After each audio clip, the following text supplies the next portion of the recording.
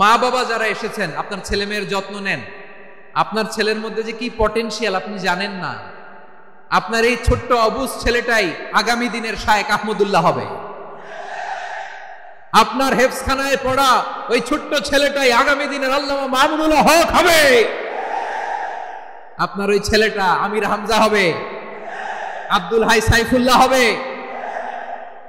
এভাবে বড় বড় আলেম হবে, তারা যুগশ্রেষ্ঠ আলেম হবে। সেই একদিন এই বাংলাদেশের পার্লামেন্টে যে বক্তব্য দিয়ে যশোরের পক্ষে কথা বলবে। আপনি জানেন না, কাউকে ছোট করবেন না, আপনি ওর কনফিডেন্স আপনি কমাবেন না, আপনি কমাতে পারেন না। প্যান্ডেলে আমার যে মা বোনেরা আছেন, ছেলে মেয়েদেরকে কখনো ছোট করে কথা বলবেন না। ও যে কোথায় যাবে আপনি জানেন না। আপনি মা হয়ে তাকে সাহস দিবেন, তার কল্পনার জগৎটাকে সাজাতে তাকে উৎসাহিত করবেন। ঠিক কিনা বলেন? এই প্রোগ্রামের অর্গানাইজিং কমিটিকে অন্তরের অন্তঃস্থল থেকে ধন্যবাদ জানাতে চাই যে আদ-দ্বীন ফাউন্ডেশন অফ ফোরডি তারা 3 দিন ব্যাপী যশোরের ফুলের হাটে এরকম চমৎকার গোছানো ওয়েল অর্গানাইজড একটা তাফসীরুল কোরআনের প্রোগ্রামের আয়োজন করেছে। আমি আল্লাহর শুকরিয়া জ্ঞাপনের পাশাপাশি তাদেরকে আমার অন্তরের অন্তঃস্থল থেকে শুকরিয়া, ধন্যবাদ এবং মোবারকবাদ জানাতে চাই।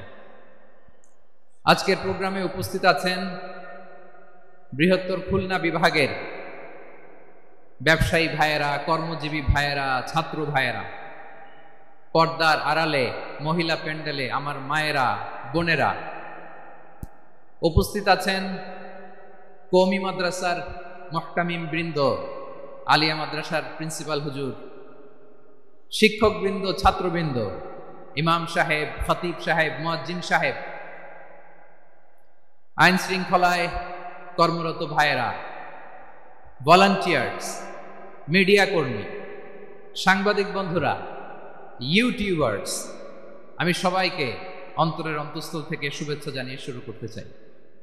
প্রিয় ভাইয়েরা, আমি জানি যশোরের মানুষ খুবই well civilised, they know manners, তারা ম্যানার জানে। অতিথির সাথে কেমন আচরণ করতে হয় যশোরের লোকেরা এটা জানে কি জানে না বলেন? মাশাআল্লাহ।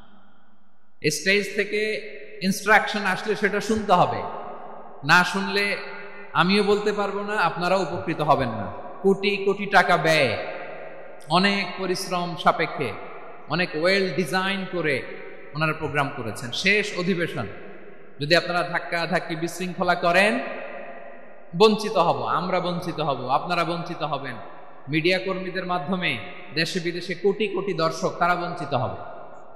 আর যদি একটা নীরব, নিস্তব্ধ, নিঝুম পরিবেশ আমাকে উপহার দেন, আমি জনগুরুত্বপূর্ণ, যেটা রাষ্ট্রের জন্য গুরুত্বপূর্ণ, যেটা সামাজিকভাবে আমাদের জন্য গুরুত্বপূর্ণ, আমার ব্যক্তি জীবনের জন্য গুরুত্বপূর্ণ, গোটা মানবতার জন্য গুরুত্বপূর্ণ, এরকম কিছু বার্তা আজকের এই ঐতিহাসিক যশোরের প্রোগ্রামে আমি রাখতে চাই ইনশাআল্লাহ। কিন্তু সেজন্য সহযোগিতা করতে হবে। যে ডান দিকের ছেলেরা মাশাআল্লাহ বলার সাথে সাথে ঠান্ডা, কিন্তু এখানে এখনো ঠান্ডা হচ্ছে না। তোমরা ভলান্টিয়ারদের কথা শোনো, জায়গা না পেলে পেছনে যাও। ধাক্কাধাক্কি করো কেন ভাইয়েরা? এটা করো না। এই যে তোমাদেরকে দেখতে পাচ্ছি তো, একে অপরকে ধাক্কা ধাক্কি করে আমাকে দেখার চেষ্টা, পেছনে চলে যাও। Move move on, move, sit or move. আমি বারবার থামুন, চুপ করুন বলতে পারবো না। Sit or move on. 9টা প্যান্ডেল আছে, এখানে ধাক্কাধাক্কির কোনো মানি হয় না। তোমরা ধাক্কাধাক্কি করবা, এই জন্য প্যান্ডেল করা হয় নাই 9টা। বসো, কোনো কথা নাই, বসো বসো। কানগুলো খরগোশের কানের মতো খাড়া করো, কোনো আওয়াজ নাই, আওয়াজ নাই, কোনো আওয়াজ নাই। এই যে প্রিয় ভাইয়েরা, আল্লাহর ওয়াস্তে চুপ করো। যশোরের ভাইয়েরা, আল্লাহর ওয়াস্তে চুপ করো। আমি 10 থেকে 0 গুনবো, এরপরে যদি আওয়াজ হয় চলে যাব, আমি চলে যাব, কিন্তু কোনো আওয়াজ নাই। আমি কিছু জিজ্ঞেস করলে উত্তর দেওয়ার সময় গলা ফাটায় আওয়াজ করতে হবে, ঠিক কিনা? বাস, এর বাইরে আর আওয়াজ নেই। 10 থেকে 0 গুনবো, হয় বসো, নয় অন্য প্যান্ডেলে যাও, কোনো আওয়াজ হবে না। 10, 9, 8, 7,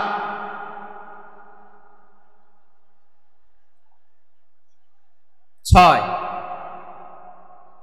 5, 4,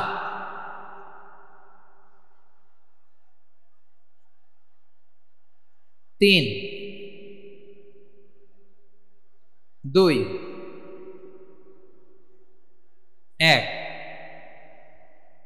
ولقد كرمنا بني آدم وحملناهم في البر والبحر ورزقناهم من الطيبات وفضلناهم على كثير ممن خلقنا تفضيلا. بولن الله أكبر। রব্বুল আলামিন বলেন ওয়ালাকাদ কাররামনা বানি আদম, আমি বনি আদমকে সম্মানিত করেছি, বনি আদমকে মর্যাদা দিয়েছি। ওয়া হামালনাহুম ফিল বাররি ওয়াল বাহর, বনি আদমকে জলে স্থলে স্থলে এবং সমুদ্রে চলাচলের বাহন দিয়েছি। ওয়া রাযাকনাহুম মিনাত তাইয়্যিবাত, তাদেরকে পবিত্র রিজিকের বন্দোবস্ত করেছি। ওয়া ফাদ্দালনাহুম আলা কাসীরিম মিম্মান খালাকনা তাফদীলা, আর আমি আল্লাহ যাদেরকে সৃষ্টি করেছি তাদের মধ্য থেকে বনি আদমকে আমি শ্রেষ্ঠ বানিয়েছি। আমরা শ্রেষ্ঠ, আমরা আশরাফুল মাখলুকাত। আমরা কি এই যে এমনি চিল্লাচিল্লি করে জিজ্ঞেস করলে বলে না, আমরা আশরাফুল মাখলুকাত। আমরা কি শ্রেষ্ঠ, সবার চেয়ে সেরা। আমাদের মতো করে আল্লাহ কাউকে বানায় নাই। দুই পায়ে ভর করে শির দ্বারা এরকম স্ট্যান্ড রেখে মাথা উঁচু করে দাঁড়াতে পারে এরকম কোন প্রাণী পৃথিবীতে আছে?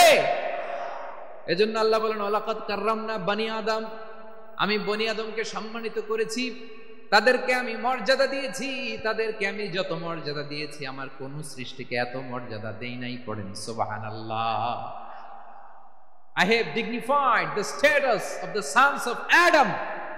আদমের সব সন্তানের মর্যাদা আমি বাড়িয়েছি। আল্লাহ এখানে বলেননি ওয়ালাকাদ কাররামনাল মুমিনিন, আমি মুমিনের মর্যাদা বাড়িয়েছি, বলেছেন? আল্লাহ এখানে বলেন নাই ওয়ালাকাদ কাররামনাল মুসলিমিন, আমি মুসলিমের মর্যাদা বাড়িয়েছি। আল্লাহ বলেছেন ওয়ালাকাদ কাররামনা বানি আদম, আমি বনি আদমের সম্মান বাড়িয়েছি। হোক সে মুমিন কিংবা কাফের, মুসলিম কিংবা মুশরিক, আস্তিক কিংবা নাস্তিক, আরব কিংবা অনারব, যেই হোক না কেন আদম সন্তান সবগুলার মর্যাদা বাড়াইয়া দিয়েছে কে? সবার মর্যাদা আল্লাহ বাড়িয়েছে। মানুষ হিসেবে মর্যাদা। বিশ্বনবী সাল্লাল্লাহু আলাইহি ওয়াসাল্লাম ইহুদির লাশ দেখে দাঁড়িয়ে গেলেন। কার লাশ? আমার যশোরের ভাইয়েরা আওয়াজ করে বলুন, কার লাশ? ইহুদির লাশ দেখে দাঁড়ায় গেলেন। সাহাবারা বললেন ইয়া রাসূলুল্লাহ, আপনি দাঁড়ালেন যে, এটা তো ইহুদির লাশ। বিশ্বনবী বললেন আওয়ালাইসাত নাফসান, এটা কি মানুষ নয়? এটা হোক ইহুদি হোক খ্রিস্টান, এটা তো মানুষ। আমি মানুষ দেখে দাঁড়িয়েছি। আই স্যালিউট দ্য হিউম্যানিটি, আমি মানবতাকে সম্মান করেছি। পড়েন সুবহানাল্লাহ। তাহলে এই জমিনে মানুষের মর্যাদা বেশি। হোক আস্তিক হোক নাস্তিক, হোক মুমিন কিংবা কাফের, আদমের সন্তান হলে মানুষ হলেই তার মর্যাদা বাড়িয়েছে কে?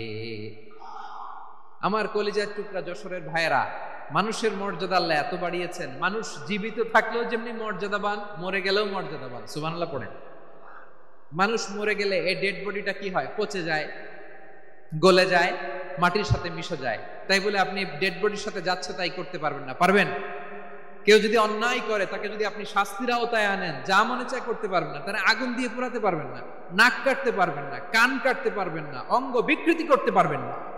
কারণ মানব জাতির মর্যাদা স্বয়ং দিয়েছে কে?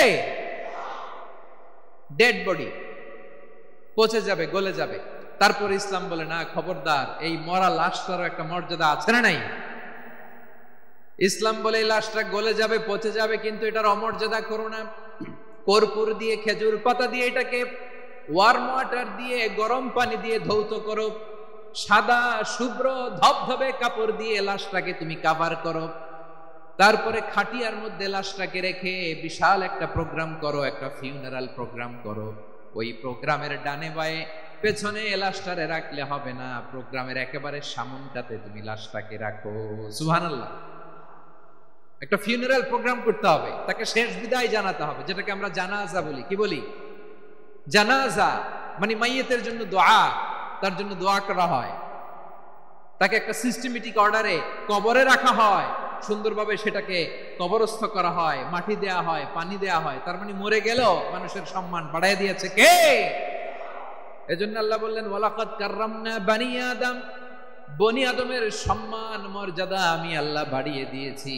মানুষের সম্মানে তুমি কখনো আঘাত করো না, ঠিক কিনা? তাহলে ভাই প্রথম মেসেজ হচ্ছে, the first and foremost message tonight to the people of জাসর, আল্লাহ বলেন I have dignified the status of son of Adam, আমি বনি আদম সবার মর্যাদা বাড়িয়ে দিয়েছি, হোক আস্তিক নাস্তিক, হোক কাফের কিংবা মুশরিক, তার মর্যাদা বাড়াই দিছে কে? যখন বন্যা হয় আমরা ত্রাণ নিয়ে যাই, আমরা শুধু মুসলমানদেরকে ত্রাণ দেই নাকি? হ্যাঁ, আমরা মুসলমানকেও দেই, অমুসলমানকেও দেই, হিন্দুকেও দেই, বৌদ্ধকেও দেই। যেখানেই মানবতা বিপন্ন সেখানে ইসলামের হেল্পিং হ্যান্ড আছে না নাই? সুবহানাল্লাহ, কি দিন আমরা পেয়েছি, কি বিধান আমরা পেয়েছি। ওয়ালাকাদ কাররামনা বানি আদম, আমি বনি আদমকে সম্মানিত করেছি। এরপর আল্লাহ বললেন ওয়া হামালনাহুম ফিল বাররি ওয়াল বাহর, মানুষকে স্থলে এবং সমুদ্রে চলাচলের বাহন আমি দিয়েছি। স্থলে কিভাবে চলবে, জলে কিভাবে চলবে, এই বাহনের ব্যবস্থা করেছে কে? এই জেনজি, এই সামড়া, ইরাম করতেছো কিসের জন্য? হ্যাঁ, ইরাম করলে চলবি?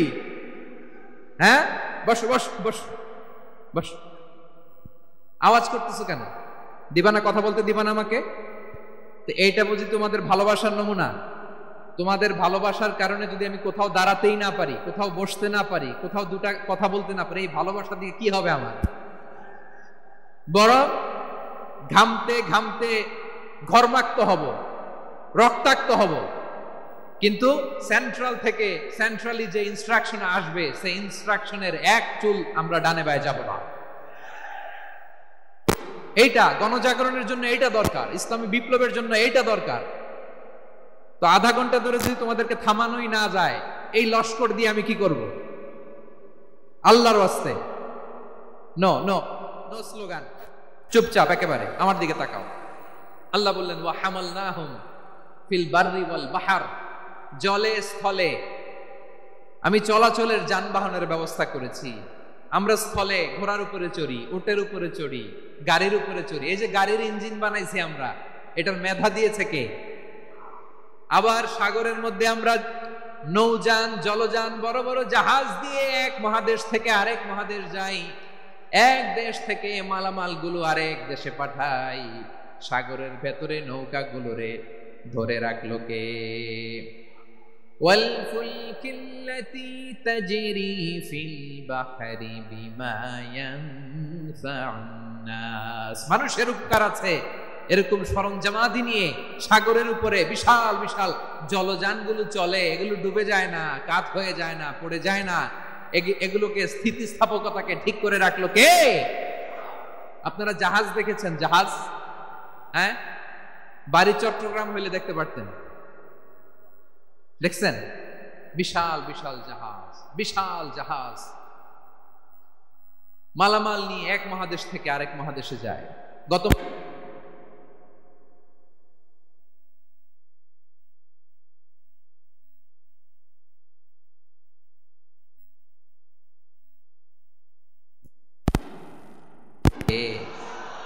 এই আয়াতের ভেতরে আল্লাহ তাআলা সূরাত বনী ইসরাঈলের এই চমৎকার আয়াতের ভেতরে আল্লাহ তাআলা বেসিক্যালি মানব জাতির প্রতি তার 4টি স্পেশাল অনুগ্রহের কথা বলেছেন। কয়টি? 2টা বলে ফেলছি। এক নাম্বার ওয়ালাকাদ কাররামনা বানি আদম, আমি বনি আদমের সম্মান বাড়াইছি। নাকি মুসলমানদের? নাকি মুসল্লিদের? কার সম্মান বাড়িয়েছি? বনি আদমের। তাহলে human dignity, the first part of the verse talks about the human dignity. 2 number অংশে আল্লাহ তাআলা বললেন ওয়া হামালনাহুম ফিল বাররি ওয়াল বাহর, স্থলে এবং সমুদ্রে আমি তাদের জন্য চলাচলের বাহন দিয়েছি। সুবহানাল্লাহ। তার মানে smooth movement on land and sea, জলে এবং স্থলে যাতে আমরা স্মুথলি মুভ করতে পারি আল্লাহ তাআলা দিয়েছেন।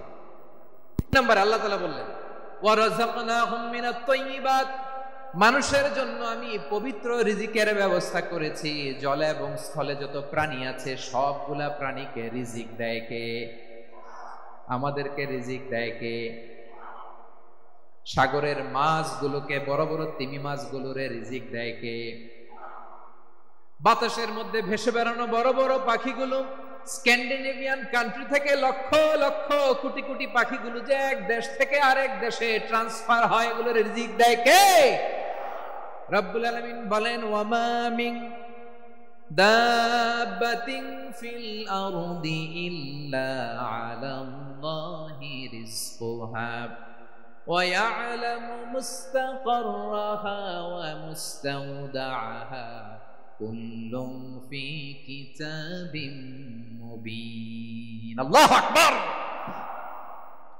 রব্বুল আলামিন বলেন, ভূপৃষ্ঠে বিচরণশীল যত প্রাণী আছে সব প্রাণীগুলোকে আমি আল্লাহ আমার নিজের কুদরতে রিজিকের বন্দোবস্ত করি। এই প্রাণীগুলো কোথায় থাকে, কোথায় যায়, সব জায়গায় আমি রিজিক পৌঁছে দেই। রিজিক কেউ দিতে পারে না, রিজিকের মালিক কে? রিজিকের মালিক তিনি আল্লাহ। এজন্য আল্লাহ তাআলা বললেন, ওয়ারাযাকনাহুম মিনাত তাইয়্যিবাত। এরপরে আল্লাহ বললেন, ওয়াফাদ্দালনাহুম আলা কাসীরিম মিম্মান খালাকনা তাফদীলা। আমি যত প্রাণী সৃষ্টি করেছি সকল প্রাণীর মধ্যে মানুষের মর্যাদা, শ্রেষ্ঠত্ব আমি দিয়েছি। সুবহানাল্লাহ পড়েন। তাহলে এক নম্বরে আল্লাহ বললেন আমি বনি আদমের মর্যাদা বাড়ালাম। এরপরে বললেন স্থলে এবং সমুদ্রে চলাচলের জন্য যানবাহন দিলাম। 3 নম্বরে আল্লাহ বললেন পবিত্র রিজিকের ব্যবস্থা করে দিলাম। এরপরে আল্লাহ বললেন যত প্রাণী আছে, সৃষ্টি আছে, সবগুলার উপরে আমি মানুষকে শ্রেষ্ঠত্ব দিলাম। সুবহানাল্লাহ। তাহলে সবচেয়ে বেশি শ্রেষ্ঠত্ব মানুষের। কার? মানুষের। শুধু তাই নয় প্রিয় ভাইরা, আকাশ এবং জমিনে যা কিছু আছে সবকিছু মানুষের জন্য, মানুষের কল্যাণে, মানুষের প্রয়োজনে, মানুষের বশীভূত করে সৃষ্টি করেছেন কে? রব্বুল আলামিন বলেন, হুয়াল্লাযী খালাকা লাকুম মা ফিল আরদি জামিআ। এই জমিনের মধ্যে যা কিছু আমি আল্লাহ সৃষ্টি করেছি সব কিছু আমি মানুষের জন্য সৃষ্টি করেছি। পড়েন সুবহানাল্লাহ। হুয়াল্লাযী খালাকা লাকুম মা ফিল আরদি জামিআ। যা আছে সব আমাদের জন্য, সব আমাদেরকে সার্ভিস দেওয়ার জন্য, আমাদের উপকারের জন্য, আমাদের কল্যাণের জন্য। আওয়াজ করে সবাই পড়ুন আল্লাহু আকবার। অন্য আয়াতে আল্লাহ বললেন, ওয়াসাখখারা লাকুম মা ফিস সামাওয়াতি ওয়া মা ফিল আরদি জামিআন মিন ইন্না ফি যালিকা লাআয়াতিন লিকাওমিন ইয়াতাফাক্কারুন।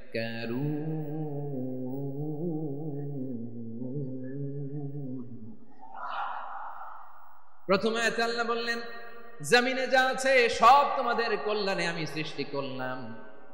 এরপরে আল্লাহ বললেন আকাশেও যা আছে সব তোমাদের জন্য সৃষ্টি করলাম, তোমাদের অনুগত বানিয়ে দিলাম। পড়েন সুবহানাল্লাহ। মানুষের কি ব্রেইন দেখেন, মানুষ জমিন ছেড়ে আকাশে চলে যায়। পাখি দেখে মানুষের শখ হলো পাখি যেহেতু উঠতে পারে আমরাও পারবো। অরবিল রাইট, উইলবার রাইট, 2 ভাই মিলে আঁকাঝোঁকা করতে করতে করতে করতে প্লেন বানায় ফেললো। কোন সুবহানাল্লাহ। এখন পাখিও ওরে, আমরাও ওরি। এরপরেই মানুষের কৌতূহল থামে না এখানে। মানুষ চলে গিয়েছে চাঁদে। কোথায় গেছে? এখন কিন্তু চাঁদে জমি বিক্রি হয় জানেন। পৃথিবী নিয়ে মারামারি শেষ। রাশিয়া আমেরিকা এখন ধরছে চাঁদ আর মঙ্গল গ্রহ। এখন চাঁদে জমি বিক্রি হয়, মঙ্গলে জমি বিক্রি হয়। এই চাঁদ, মঙ্গল, বৃহস্পতি, শনি সব আল্লাহ তাআলা আমাদের জন্য বানিয়েছেন। সুবহানাল্লাহ পড়েন। মানুষ সাগরের উপরে চড়ে, শূন্যে ভেসে বেড়ায়, পাহাড় কেটে সুড়ঙ্গ বানায়, টানেল বানায়।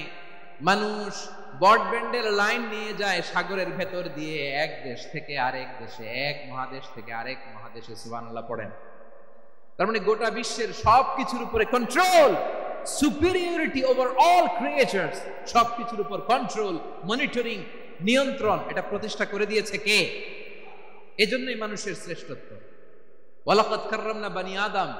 আমি বনি আদমের সম্মান বাড়িয়েছি, মর্যাদা আমি বাড়িয়ে দিয়েছি এই কারণে, কারণ মানুষ সবকিছুর উপর নিয়ন্ত্রণ নিতে পারে। মানুষকে নিয়ে এই কোরআনের সব আলোচনা, মানুষকে নিয়ে এই কোরআনের সব। তাই কোরআনের কেন্দ্রীয় আলোচ্য বিষয় হচ্ছে মানুষ। কোরআনের কেন্দ্রীয় আলোচ্য বিষয় কি? যশোরের ভাইয়েরা বুঝে থাকলে সবাই বলবেন কোরআনের কেন্দ্রীয় আলোচ্য বিষয় কি? এই যে আমি মূল আলোচনায় যাচ্ছি এখন। কেন মানুষ কোরআনের কেন্দ্রীয় আলোচ্য বিষয়? এই যে ভাইয়েরা, এই যে হাত জোর করে, এই যে Jessore Gen Z, the smart people of Jessore, হাত জোর করে বলতেছে, হাত জোর করে তোদের কাছে আল্লাহর দোহাই লাগে, স্টপ স্টপ।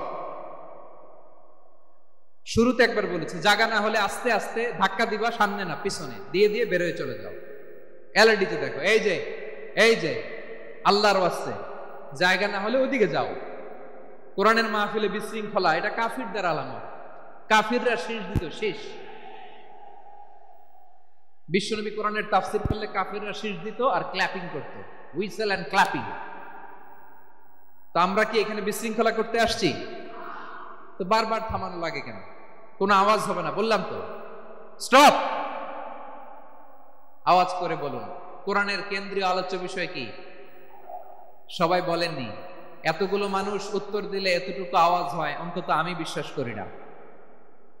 যশোর, আওয়াজ করে বলো কোরআনের কেন্দ্রীয় আলোচ্য বিষয় কি? মানুষ। এই মানুষ কোরআনের কেন্দ্রীয় আলোচ্য বিষয়। মানুষকে আল্লাহ স্বাধীনতা দিয়েছেন, ফামান শাআ ফালিউমিন ওয়া মান শাআ ফালিয়াকফুর। চাইলে মুমিন হতে পারো, চাইলে কাফির হতে পারো, তোমার ইচ্ছা। তবে জেনে রাখো, মুমিন হলে পাবা জান্নাত, কাফির হলে পাবা জাহান্নাম। নাও দ্য ডিসিশন ইজ ইয়ার্স। সিদ্ধান্ত তোমার, জান্নাতে যাবা না জাহান্নামে যাবা। যশোরের ভাইয়ের আওয়াজ করে বলুন কই যেতে চান, জান্নাতে না জাহান্নামে? ডান দিকে না বাম দিকে? ডানপন্থী না বামপন্থী? চিল্লা চিল্লি না চুপচাপ? চুপচাপ কয়ে আবার চিল্লাচিল্লি শুরু করে দিচ্ছে। মাশাআল্লাহ। তাহলে কোরআনের কেন্দ্রীয় আলোচ্য বিষয় মানুষ। আমার সাথে থাকতে হবে, তোমাদেরকে নিয়ে আমি আলোচনা শেষ পর্যন্ত যাব। অনেক গুরুত্বপূর্ণ কথা বাকি আছে, আমাকে সহযোগিতা করতে হবে। মাশাআল্লাহ, এই তো ঠান্ডা হয়েছে। হ্যাঁ, ঠিক আছে ঠিক আছে ঠিক আছে। মানুষকে আল্লাহ এত স্বাধীনতা দিয়েছেন, মানুষ চাইলে অনেক ভালো হইতে পারে। ভালোর রাস্তাও খোলা, খারাপ হওয়ার রাস্তাও খোলা। ভালো হইলে মানুষ অনেক ভালো, খারাপ হইলে অনেক খারাপ। ভালো হইলে সবচেয়ে ভালো, খারাপ হইলে সবচেয়ে খারাপ। এজন্য সিদ্ধান্ত আপনাকে নিতে হবে। আল্লাহ তাআলা বলছেন, লাকাদ খালাকনাল ইনসানা ফি আহসানি তাকওয়িম সুম্মা রাদাদনাহু আসফালা সাফিলিন। আমি মানুষকে অনেক সুন্দর অবয়বে, সুন্দর আকৃতিতে সৃষ্টি করেছি। তার শুধু চেহারার ডিজাইনটাই সুন্দর নয়, তার ব্রেনটা বড্ড সুন্দর, তার মানসিকতা বড্ড সুন্দর, তার সৃজনশীলতা বড্ড সুন্দর। পড়েন সুবহানাল্লাহ। আমাদের চেহারা, অবয়ব, ডিজাইন যে সুন্দর তা না, আমাদের ব্রেনটা অনেক সফিস্টিকেটেড ব্রেন, অনেক। আসফালা সাফিলিন।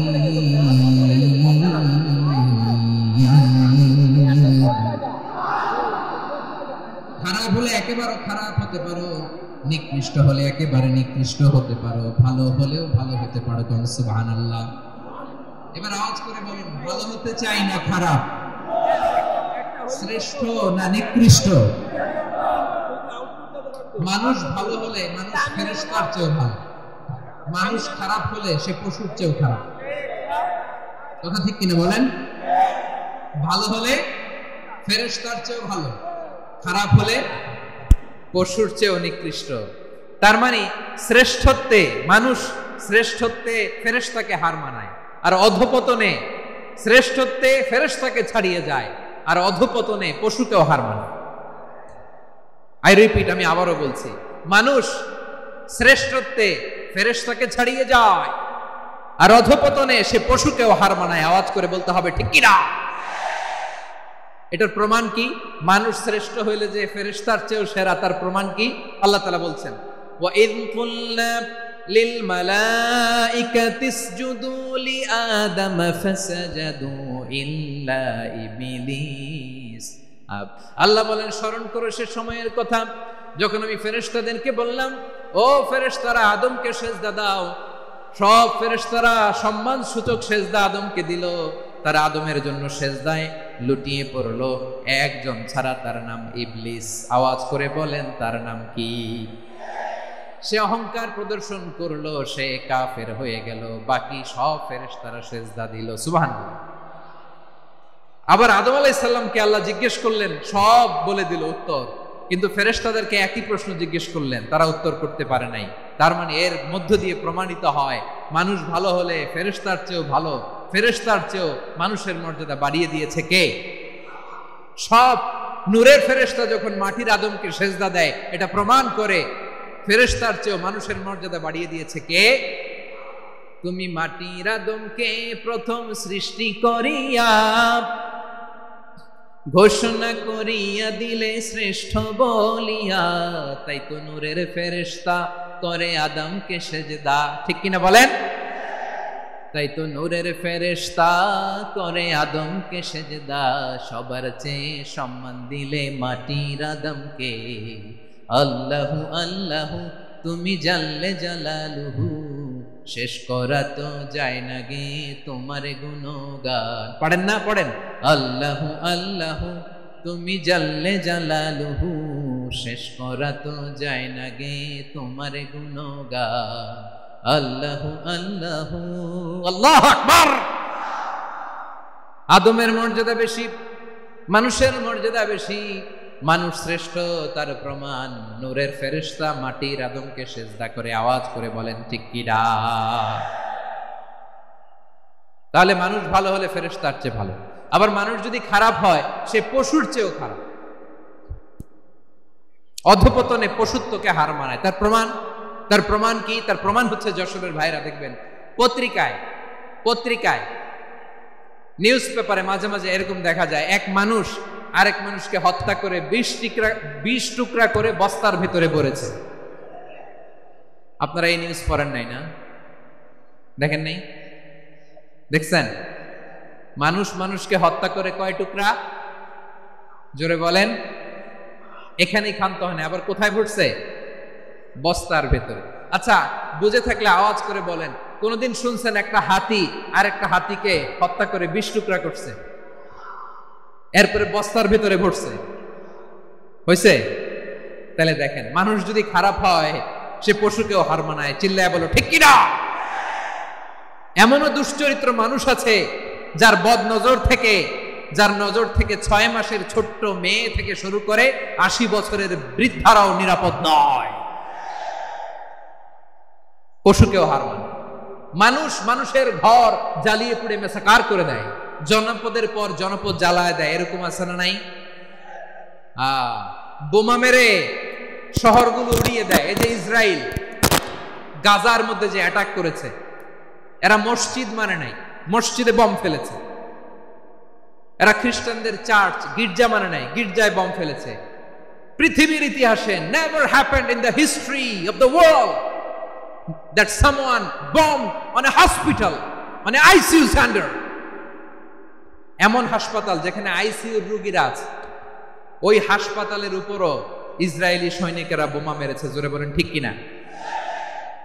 এরা মানুষ? আওয়াজ করে বলেন, এরা মানুষ না। প্রিয় ভাইয়েরা, চোখ কান নাক মুখ থাকলেই মানুষ না। যা সামনে দেখেন এগুলো সব মানুষ না, এগুলো জনসংখ্যা। এগুলো কি? সবাই বলুন, এগুলো কি? বাড়ছে জনসংখ্যা, কমছে মানুষ। বাড়ছে জনসংখ্যা, কমছে। এই দুনিয়া এখন তো সেই দুনিয়া নাই, মানুষ নামের মানুষ আছে, দুনিয়া বোঝাই, সেই মানুষের ভিড়ে আমার আসল মানুষ না। ঠিক কিনা? আসল মানুষের বড্ড অভাব, আসল মানুষের বড্ড অভাব। আমার ভাইয়েরা, মানুষ খারাপ হলে পশুকেও হার মানায়। আচ্ছা, আওয়াজ করে বলেন, এই যশোরের ছেলেরা দিক তাকাও, আওয়াজ করে বলেন, যে ইসরায়েলি সোলজাররা উপর থেকে বোমা মারলো, তারাও মানুষ? তারাও কি? ওরাও রক্তে মাংসে মানুষ, ওদেরও পরিবার আছে। বোমা মেরে যেই মেয়েটাকে তারা অনাথ বানায়, ইয়াতিম বানায়, ও কিন্তু বাসায় ওর মেয়েটাকে রেখে আসছে। ঠিক কিনা বলেন? বম্বিং করে, যে বাবাকে মেরে, স্বামীকে মেরে, স্ত্রীকে বিধবা বানায়, তারও ঘরে স্ত্রী আছে। উপর থেকে বম মেরে মানুষ মেরে দিচ্ছে, তারাও মানুষ। 1945 সালের 6 আগস্ট আমেরিকান সোলজাররা হিরোশিমায় বম মেরেছে। আমি নিজে দেখে এসেছি জাপানের হিরোশিমাতে। সকাল 8:15 মানুষ কেউ অফিসে যাচ্ছিল, কেউ খেতে খামারে কাজ করতে যাচ্ছিল। লিটল বয় নামে একটা বোম মেরেছে তারা। এই বোমের আঘাতে, পারমাণবিক এই বোমার রেডিয়েশনে আঘাতে, বোম ব্লাস্ট হওয়ার পরে মুহূর্তের মধ্যে 1,40,000 নাই। উপর থেকে যারা মারতেছে এরাও মানুষ, যাদেরকে মারলো তারাও। তার মানে মানুষে মানুষে পার্থক্য আছে না? নেই? মানুষে মানুষে পার্থক্য আছে। নাক কান চোখ মুখ থাকলেই মানুষ নয়। বাড়ছে জনসংখ্যা, কমছে মানুষ। চিল্লায় বলো ঠিক কিনা? তাহলে আমরা বুঝলাম মানুষ ভালো হলে অনেক ভালো, খারাপ হলে অনেক খারাপ। ও আমার কলিজার টুকরা যশোরের ভাইয়েরা, আসুন না 3 দিন ব্যাপী এই তাফসিরুল কোরআনের ঐতিহাসিক প্রোগ্রাম থেকে আমরা সিদ্ধান্ত নেই, আমরা ভালো মানুষ হব নাকি খারাপ মানুষ হব। কলিজা থেকে, প্রাণ থেকে আওয়াজ করে সবাই বলুন, ভালো মানুষ নাকি খারাপ মানুষ? ভালো মানুষ হইতো। ভালো মানুষ যারা জগৎটাকে এনলাইটেন করবে, যারা এনলাইটেন করবে, যারা সত্যের বীর সেনানী হয়ে দাঁড়াবে, যারা সত্যের পক্ষে কথা বলবে, যারা জালিমের মসনদকে ভেঙে খান খান করে দেবে। এরকম হওয়ার দরকার আছে না নাই? এরকম ভালো মানুষ আমরা হতে চাই কি চাই না? মানুষকে যত্ন নিলে মানুষ যে কত ভালো হয় আপনি কল্পনাও করতে পারবেন না। এই যে আপনাদের যশোরে যে ভালো ছেলেগুলো আছে, যে ভালো তরুণগুলো আছে, যে যুবকগুলো আছে, যে ভালো আলেমরা আছে, ভালো নেতারা আছে, সবাই যদি তাদের মতো হতো, পুরো যশোরটা একটা জান্নাতের টুকরা হয়ে যেত। আওয়াজ করে বলেন ঠিক কিনা? মানুষকে নার্চারিং করলে, মানুষকে পলিশ করলে, মানুষকে গ্রুমিং করলে, মানুষকে সঠিক তারবিয়া দিলে মানুষ অনন্য হয়ে ওঠে। প্রতিটি মানুষ অনন্য। আমি অনন্য, আপনি অনন্য, আমরা সবাই অনন্য। সুবহানাল্লাহ বলেন। মানুষকে আল্লাহ তাআলা দিয়েছেন অসীম ক্ষমতা, অসীম ক্ষমতা। সুবহানাল্লাহ। একটা মানুষ পারে না এমন কিছু নাই, একটা মানুষ পারে না এমন কিছু নাই। বিশ্বাস করতে হবে, মানুষ যা কল্পনা করতে পারে ওইটা মানুষ করে দেখাতে পারে। যশোরের ভাইয়ের, আই রিপিট, আমি আবারও বলছি, এই চিল্লাচিল্লি করলে আমার এই গুরুত্বপূর্ণ কথা তোমরা মিস করবা, মিস করবা। কপাল পড়া হয়েও না, আওয়াজ করে কপাল পড়া হবে না। আমার দিকে তাকাও। মানুষ, মানুষ যা কল্পনা করতে পারে সেটা মানুষ করে দেখাতে পারে।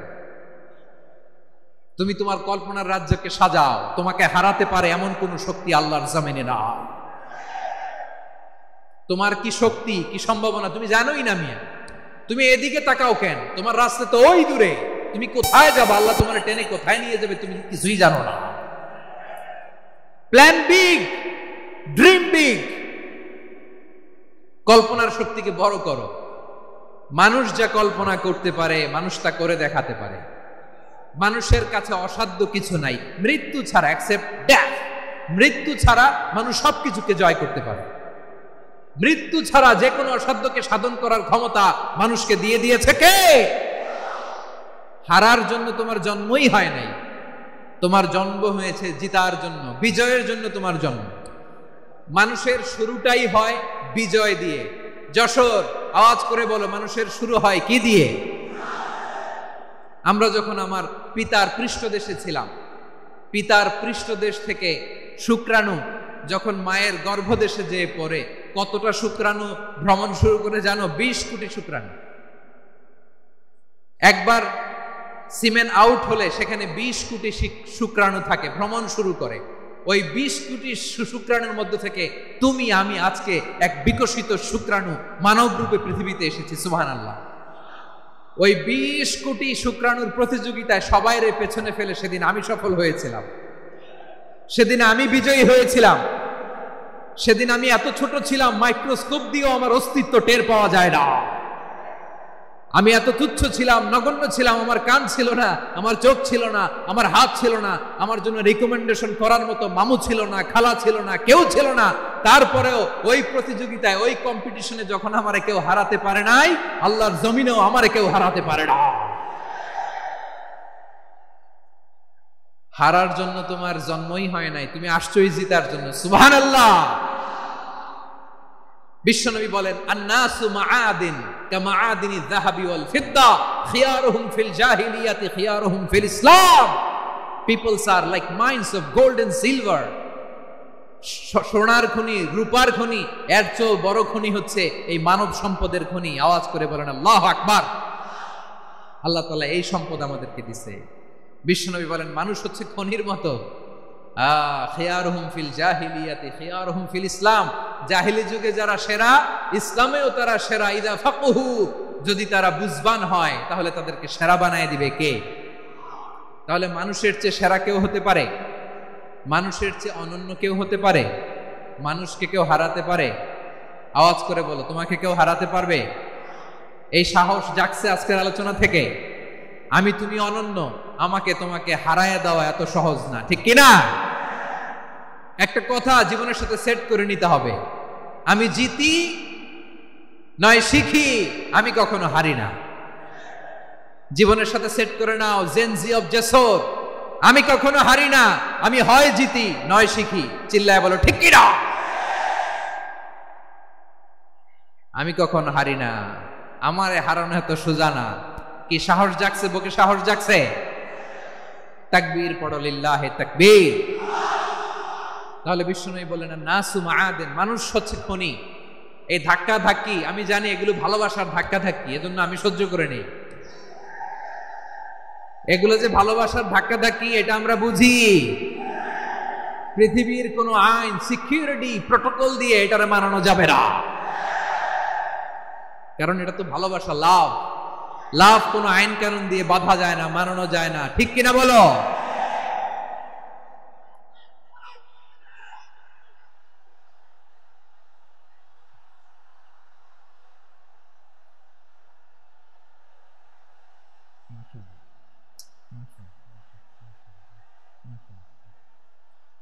ঠিক আছে, বসুন বসুন বসুন। আল নাসু মাআদিন, মানুষ হচ্ছে খনি। এই খনির যত্ন নিতে হবে। আমার মা বাবা যারা এসেছেন, আপনার ছেলে মেয়ের যত্ন নেন। আপনার ছেলের মধ্যে যে কি পটেনশিয়াল আপনি জানেন না। আপনার এই ছোট্ট অবুজ ছেলেটাই আগামী দিনের শায়েখ আহমদুল্লাহ হবে। আপনার হেফজখানায় পড়া ওই ছোট্ট ছেলেটাই আগামী দিনের আল্লামা মামুনুল হক হবে। আপনার ওই ছেলেটা আমির হামজা হবে, আব্দুল হাই সাইফুল্লাহ হবে। এভাবে বড় বড় আলেম হবে, তারা যুগশ্রেষ্ঠ আলেম হবে। সেই একদিন এই বাংলাদেশের পার্লামেন্টে যে বক্তব্য দিয়ে যশোরের পক্ষে কথা বলবে। আপনি জানেন না, কাউকে ছোট করবেন না আপনি, ওর কনফিডেন্স আপনি কমাবেন না, আপনি কমাতে পারেন না। প্যান্ডেলে আমার যে মা বোনেরা আছেন, ছেলে মেয়েদেরকে কখনো ছোট করে কথা বলবেন না। ও যে কোথায় যাবে আপনি জানেন না, আপনি মা হয়ে তাকে সাহস দিবেন, তার কল্পনার জগৎটাকে সাজাতে তাকে উৎসাহিত করবেন, ঠিক কিনা বলেন? আর আমার প্যান্ডেলের আমার প্রিয় শ্রদ্ধাশীলা মায়েরা বোনেরা, আপনারা তো আরো দামি সম্পদ। বিশ্বনবী বলেন, আর দুনিয়া কুল্লুহা মাতা। আল্লাহ আল্লাহ আল্লাহ। বিশ্বনবীর কথার ওজন দেখেন, আর দুনিয়া কুল্লুহা মাতা ওয়া খায়রু মাতা'আদ দুনিয়াল মারআতু সালিহা। বিশ্বনবী বলেন, দুনিয়ায় যা দেখো সব আল্লাহর দেওয়া অ্যাসেট, মানে সম্পদ। আর এত অ্যাসেটের ভিড়ে সবচাইতে শ্রেষ্ঠ সম্পদ হচ্ছে নেককার নারী। সুবহানাল্লাহ। ভাইয়েরা বোনের সাথে খারাপ আচরণ করো না, সন্তান মায়ের সাথে খারাপ আচরণ করো না। আমাদের মায়েরা আমাদের asset, they are our priceless asset. কারণ এই মায়েদের পেটে এসেছে আল্লাহর ওলিরা, এই মায়েদের পেটে এসেছে খান জাহান আলী, এই মায়ের পেটে এসেছে শাহজালাল ইয়ামানি, এই মায়ের পেটে এসেছে আল্লাহর সব নবীরা। নাকি নবীরা আকাশ থেকে ধপ করে জমিনে নেমে আসছে? মায়ের পেটে আসছে। এই মায়ের পেটগুলো খনি। আমার সম্মানিতা মায়েরা বোনেরা, নিজেকে ইসলাম দিয়ে সাজান, নিজেকে ইসলাম দিয়ে সাজান। নিজেকে পবিত্র রাখুন, নিজের আব্রু ইমান ইজ্জতের হেফাজত করুন, কোরআন পড়ুন, সুন্নাহ পড়ুন। আপনি জানেন না আপনার গর্ভে কে আসছে, কোন ক্ষণজন্মা পুরুষকে আল্লাহ তাআলা আপনার গর্ভে পাঠাবে আপনি জানেন না। মায়েরা নিজেদেরকে পবিত্র রাখুন, ইসলাম চর্চা করুন, কোরআন চর্চা করুন, নৈতিকতা দিয়ে নিজেকে সাজান। যশোরের জেনজি, নিজেদেরকে প্রস্তুত রাখো আগামীর বাংলাদেশের জন্য। নৈতিকতা, মোরালিটি, ভ্যালিউজ দিয়ে নিজেকে সাজাও, ইসলাম দিয়ে নিজেকে সাজাও, কারণ আগামীর বাংলাদেশ ইসলামের বাংলাদেশ। বাংলাদেশের আসল পরিচয় ইসলাম। বাংলাদেশের আসল পরিচয় কি? সবাই বলে না। বাংলাদেশের আসল পরিচয় কি? এই ইসলাম নিয়ে আমরা সংসদ ভবন সাজাবো, রাজি আছি না নাই? শেকড় ভুলে যাওয়া যাবে না। আমরা ধাপে ধাপে শারিয়া আইনের দিকে যাব ইনশাআল্লাহ, কিন্তু জঙ্গিবাদ দিয়ে নয়, কট্টরপন্থা দিয়ে নয়। আমরা ইন্টেলেকচুয়ালি, গ্রাজুয়ালি, ধাপে ধাপে শারিয়া আইনের দিকে মুভ করব ইনশাআল্লাহ। বলো লিল্লাহি তাকবীর। এদেশের আসল পরিচয় সবাই বলে না, আওয়াজ করে, এদেশের আসল পরিচয়। এদেশে আজান শুনে সূর্য ওঠে শহর গ্রামে, এদেশে আজান শুনে সূর্য ডুবে সন্ধ্যা নামে, এদেশে সকল কাজে সবাই বলে বিসমিল্লাহ, এদেশে ভালো কিছু দেখে শুনে হাসি মুখে সবাই বলে মাশা আল্লাহ, সুবহানাল্লাহ সুবহানাল্লাহ সুবহানাল্লাহ সুবহানাল্লাহ সুবহানাল্লাহ সুবহানাল্লাহ সুবহানাল্লাহ সুবহানাল্লাহ। ও নবীন তরুণ, তোমার কিসের এত ভয়? জেনে রেখো বাংলাদেশের আসল পরিচয়। বাংলাদেশের আসল পরিচয় ইসলাম। আওয়াজ তুলে বলো, আসল পরিচয় কি? এদেশে পরস্পরে দেখা হলে দেয় সালাম, এদেশে আমজনতার হৃদয় জুড়ে পাক্কালাম। ঠিক কি না? এদেশে বিপদ এলে সর্বজনে সর্বক্ষণে দোয়া পড়ে ইন্না লিল্লাহ সুবহানাল্লাহ সুবহানাল্লাহ সুবহানাল্লাহ সুবহানাল্লাহ। এদেশে আজান শুনে সূর্য ওঠে শহর গ্রামে, এদেশে আজান শুনে সূর্য ডুবে সন্ধ্যা নামে, এদেশে সকল কাজে সবাই বলে বিসমিল্লাহ, এদেশে ভালো কিছু দেখে শুনে হাসি মুখে সবাই বলে মাশা আল্লাহ সুবহানাল্লাহ। আওয়াজ করে সুবহানাল্লাহ সুবহানাল্লাহ সুবহানাল্লাহ সুবহানাল্লাহ। সবাই একসাথে সুবহানাল্লাহ সুবহানাল্লাহ সুবহানাল্লাহ সুবহানাল্লাহ। এদেশের আসল পরিচয় কি? আওয়াজ করে বলতে ভয় লাগে। এদেশের আসল পরিচয় কি? ইসলাম দিয়ে আমাদের সংসদ ভবন চলুক, আমরা চাই কি চাই না? বঙ্গভবনে লা ইলাহা ইল্লাল্লাহর পতাকা উড়ুক, আমরা চাই কি চাই না? প্রতিটি জেলা অফিসে, ডিসি অফিসে লা ইলাহার পতাকা ঝুলুক, আমরা চাই কি চাই না? কারা কারা চাই হাত তুলে আল্লাহরে দেখায়।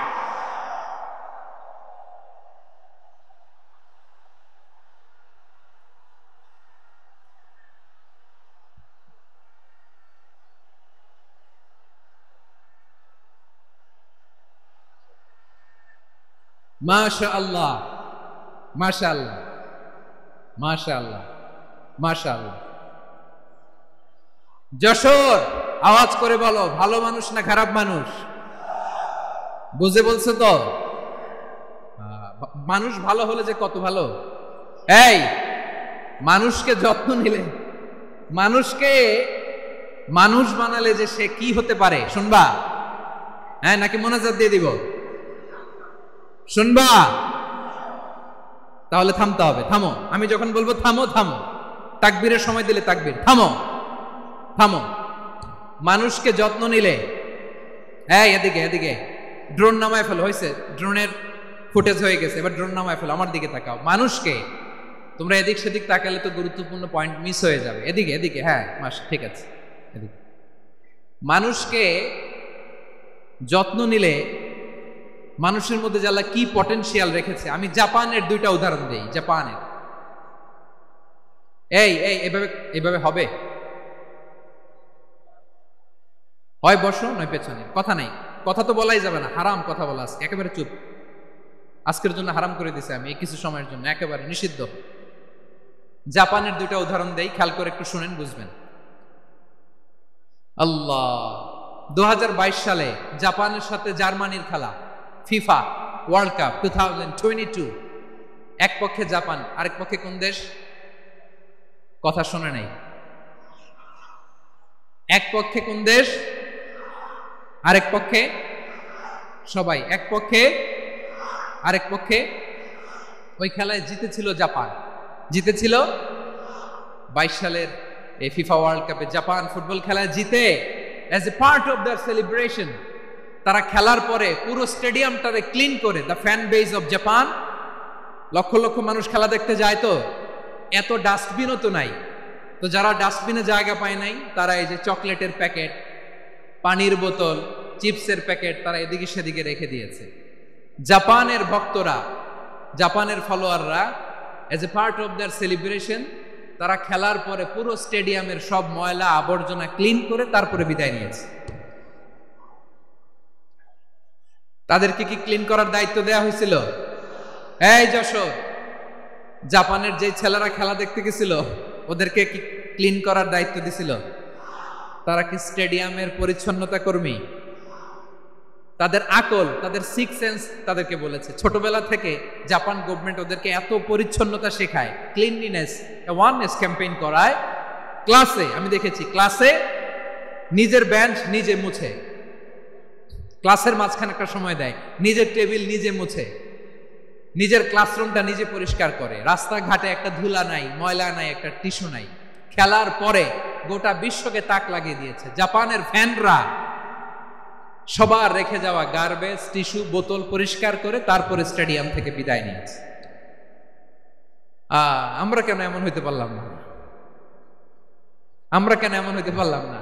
জাপানের যারা এগুলো করছে ওদের 3টা করে চোখ না? চোখ তো 3টা জাপানো লাগো, জাপানো লাগো। হাত তো 4টা, কান তো 6টা। হ্যাঁ, নাকি আমার মতো 2 হাত 2 কানওয়ালা মানুষ? চোখে দেখলে ওটা মানুষ না। চিন্তা করছেন? তার মানে জাপানিজদেরকে যে গ্রুমিং করে শিখানোর মাধ্যমে পরিচ্ছন্ন বানানো গেছে। ওরা যেমনি মানুষ, আমরাও মানুষ। আমাদের সন্তানদেরকে শেখালে তারাও পারবে, পারবে কিনা? 2 নম্বর উদাহরণ বলি। চট্টগ্রাম ফেনীতে যারা গিয়েছেন, মেঘনা গোমতী ব্রিজ প্রকল্প নাম শুনছেন? মেঘনা একটা ব্রিজ পার হওয়া লাগে। এই মেঘনা গোমতী, এখানে 3টা ব্রিজ, কাঁচপুর সহ এই 3টা ব্রিজের নির্মাণ কাজ, রেনোভেশনের কাজ দেওয়া হয়েছিল জাপানের একটা কোম্পানিকে। কাকে? জাপানের কোম্পানি। নির্মাণ শেষে 738 কোটি টাকা বেঁচে গেছিল, এটা গভর্নমেন্টের হাতে দিয়ে তারা বিদায় নিয়েছে। কত টাকা? 738 কোটি টাকা।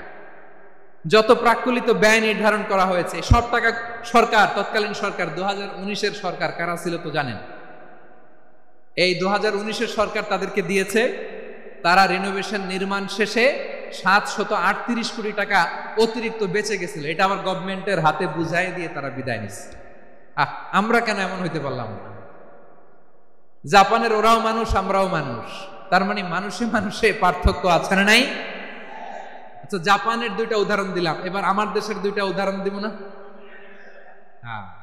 বাংলাদেশের 2টা উদাহরণ দিই। 1 নম্বর উদাহরণ, গত সপ্তাহে আপনারা জানেন কক্সবাজার আমার একটা প্রোগ্রাম ছিল, তো হেলিকপ্টারে গিয়েছিলাম। ফেনী জেলা যখন পার হচ্ছি আমি দেখলাম 3টা উইন্ডমিল। উইন্ডমিল চিনেন তো? বিশাল পিলার, 3টা 4টা পাখা থাকে।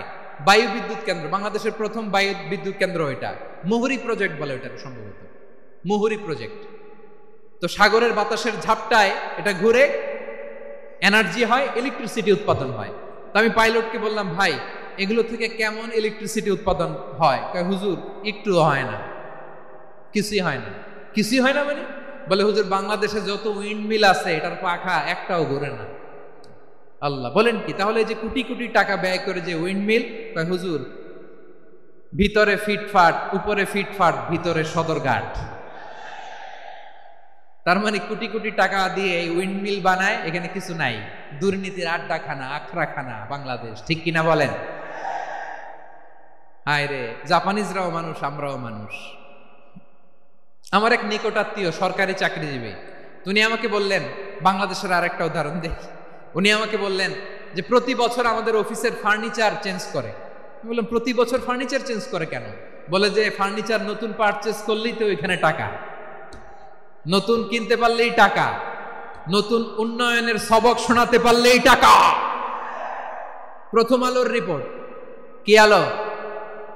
প্রথম আলোর রিপোর্ট, গত 15 বছরে উন্নয়নের নামে লুটপাট হয়েছে প্রায় 3.25 লাখ কোটি টাকা। কার রিপোর্ট? আমাদের বানানো কথা। প্রথম আলোর রিপোর্ট। গত 15 বছরে কারা ছিল জানেন তো? হ্যাঁ, শুধু ওনাদেরকেই দোষ দিয়ে লাভ নাই। স্বাধীনতার পর থেকে শুধু শাসকের হাত বদল হয়েছে, আমরা কিছু পাই নাই, ঠিক কিনা বলেন? শুধু ওনাদের দোষ দিয়ে কি লাভ? একদল খাইছে, আরেক দল খাওয়ার জন্য রেডি হয়ে আছে। আমরা এরকম চাই না। আমরা চাই স্বাধীন সার্বভৌম বাংলাদেশ। আমরা চাই দুর্নীতিমুক্ত বাংলাদেশ। আমি নিউজটা যে কতবার বললাম, এটা কি সম্ভব? 3.25 লাখ কোটি টাকা লুটপাট, মানে লুটপাট করতে করতে এদেশের জনগণকে ফুটপাতে বসাই দিচ্ছে। প্রিয় ভাইয়েরা, তাহলে জাপানের মানুষও মানুষ, আমরাও মানুষ। সিদ্ধান্ত আপনার, কোন মানুষ হবেন, ভালো মানুষ না খারাপ মানুষ? আজকের আলোচনার বিষয় হচ্ছে মানব সম্পদের উন্নয়ন, human resource development. It's a process to increase the capacity of knowledge, skill, capacity of the people of a country. একটা দেশের মানুষের জ্ঞান, তাদের দক্ষতা কি করে বাড়ানো যায়, বাড়িয়ে দেশের উন্নয়ন করানো যায়, এটাই হচ্ছে মানব সম্পদ উন্নয়নের মূল কথা। তাহলে মানব সম্পদ হচ্ছে একটা দেশের সবচাইতে শক্তিশালী পুঁজি।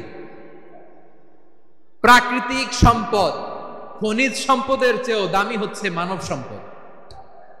আমার প্রিয় যশোর, প্রাকৃতিক সম্পদ, খনিজ সম্পদের চেয়ে দামি সম্পদ কি সম্পদ? আল্লাহ তাআলা দয়া করে আমাদেরকে এই মানব সম্পদ দিয়েছেন। আসুন আমাদের এই মানুষগুলোকে আমরা সোনার মানুষ বানাই। রাজি আছেন তো সবাই?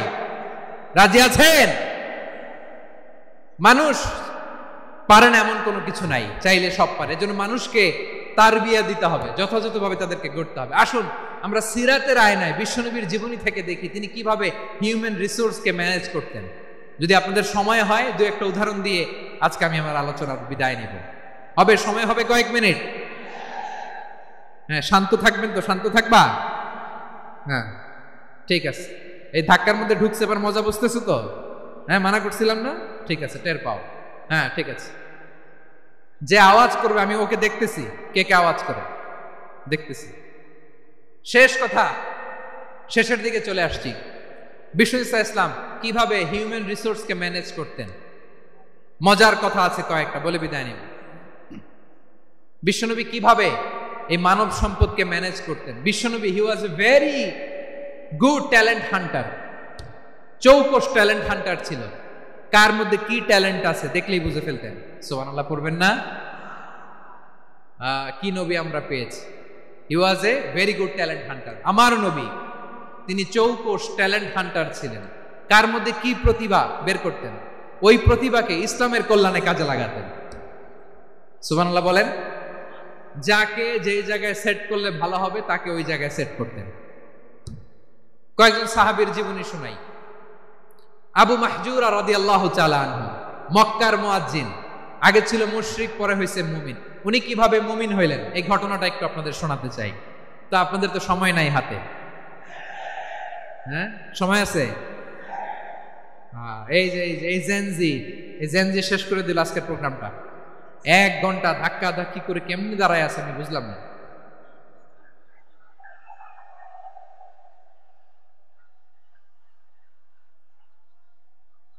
না না, তাকবির না, চুপ করতে হবে। What I need, you stop,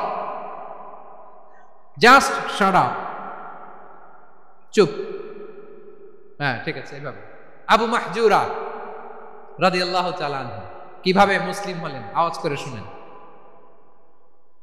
হুনাইনের যুদ্ধ 8ম হিজরি, বিষ্ণু ঈসা ইসলাম হুনাইনের যুদ্ধ শেষে ফিরতেছেন, পথিমধ্যে বেলাল রাদিয়াল্লাহু তাআলা আনহু, এই যে আবার কথা, আই রে আল্লাহ রে, এখানে ধাক্কা থাকি কেন, চলে যাও, পেছনে যাও, যাও পেছনে যাও।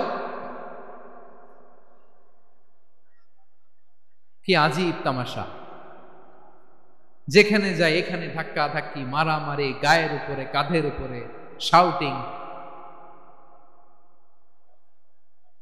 অনেক গুরুত্বপূর্ণ কথা পয়েন্ট করে নিয়ে আসে যে বলবো, এই শাউট করার কারণে প্রোগ্রামটাই নষ্ট করে দেয়। আসছে আমার ভালোবাসা দেখাইতে, প্রোগ্রামটাই শেষ করে দিয়ে চলে যায়। স্টপ, আবার কথা বল, স্টপ। হুনাইনের যুদ্ধে 8ম হিজরি, কত হিজরি সবাই বলেন না একটু, কত হিজরি? 8ম হিজরিতে হুনাইনের যুদ্ধে রাসূল সাল্লাল্লাহু আলাইহি ওয়াসাল্লাম ফিরে আসতেছেন মদিনায়। পথিমধ্যে বেলাল রাদিয়াল্লাহু তাআলা আনহু আজান দিচ্ছেন। কি দিচ্ছেন? তো পাশে ছিল মুশরিকদের একটা পল্লী, কিছু মুশরিক তরুণ, কিছু অমুসলিম কিশোর, তারা আজানকে ব্যঙ্গ করতেছে, আমাদের বাংলায় মুখ ভেঙ্গানো বলে আর কি। বেলাল রাদিয়াল্লাহু তাআলা আনহু আজান দিচ্ছেন, ওই বাচ্চাগুলো মুশরিক, তো ওরা আজানকে ব্যঙ্গ করতেছে, বিকৃতি করে ওরাও আজান দিচ্ছে। উদ্দেশ্য হচ্ছে আজানকে নিয়ে ঠাট্টা করা। উদ্দেশ্য কি? ঠাট্টা করা। ব্যাপারটা মনে কষ্ট পাওয়ার মতো ব্যাপার না? কিন্তু বিশ্বনবী ওইখানে দেখেন কি খুঁজলেন। বিশ্বনবী খেয়াল করলেন অমুসলিম কিশোরদের মধ্যে থেকে একটা কিশোরের গলাটা বড় দরাজ গলা, কণ্ঠটা বড় সুন্দর। খেয়াল করে দেখলেন যে কিছু কিশোর বেলালের আজানকে ব্যঙ্গ করে, বিকৃতি করে, কিন্তু একজনের কণ্ঠ দেখতে পাচ্ছেন না এত দূরে, কিন্তু কণ্ঠটা বড় সুন্দর, দরাজ গলা। বিশ্বনবী সাহাবীদেরকে বললেন, ধরো এগুলারে, ধরো। সবগুলারে ধরে বিশ্বনবীর সামনে আনা হলো। ওরা হাঁটু গেড়ে বসলো। বিশ্বনবী বললেন, তোমাদের মধ্যে কে যেন ব্যঙ্গ করে আজান দিচ্ছিল, তার গলাটা বড় উঁচু, গলার বেসটা বড় মজবুত, মেলোডিয়াস, সুমধুর কণ্ঠ। কে? আবু মাহজুরা বলে, আমার বন্ধুরা সবাই আমার দিকে আঙ্গুল দেখায়, আমি পড়ে গেছি বিপদে। রাসূল সাল্লাল্লাহু আলাইহি ওয়াসাল্লাম বাকি অমুসলিম তরুণদেরকে ছেড়ে দিলেন, বললেন তোমরা যাও। এবার আবু মাহজুরারে পাইছে। আবু মাহজুরার চুলের মধ্যে হাত দিলেন বিশ্বনবী, মাথায় হাত দিয়ে বললেন, এবার আজান দাও দেখি। আবু মাহজুরা বলে, আমি তো আজান দিতে জানি না, কারণ আমি তো বেলালেরটা শুইনা দিছি, আমার তো মুখস্থ নাই, আমি তো আজান দিতে জানি না। বিশ্বনবী বললেন, জানো না? তাহলে আসো, আমি তোমারে শিখাই দেই। সুবহানাল্লাহ পড়ো। আবু মাহজুরা হাঁটু গেড়ে বসে, বিশ্বনবীর মোবারক হাত আবু মাহজুরার চুলের মধ্যে। বিশ্বনবী আজানের মুআল্লিম আবু মাহজুরাকে বলতেছে, ঠিক আছে তোমারে শিখাই দিচ্ছি, আমি যা যা বলবো আমার সাথে সাথে বলো, পারবা? আবু মাহজুরা বলে, পারবো। বিশ্বনবী আজান দিচ্ছেন, মাথায় হাত দিয়ে, আল্লাহু আকবার, আল্লাহু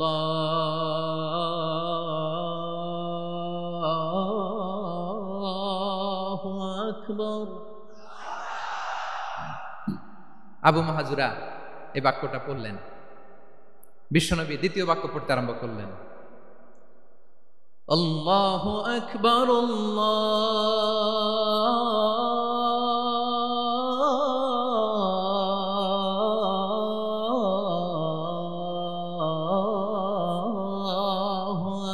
আকবার। আবু মাহজুরা এই বাক্যটা বললেন। বিশ্বনবী আবু মাহজুরার মাথার মধ্যে হাত দিয়ে তৃতীয় বাক্য বললেন,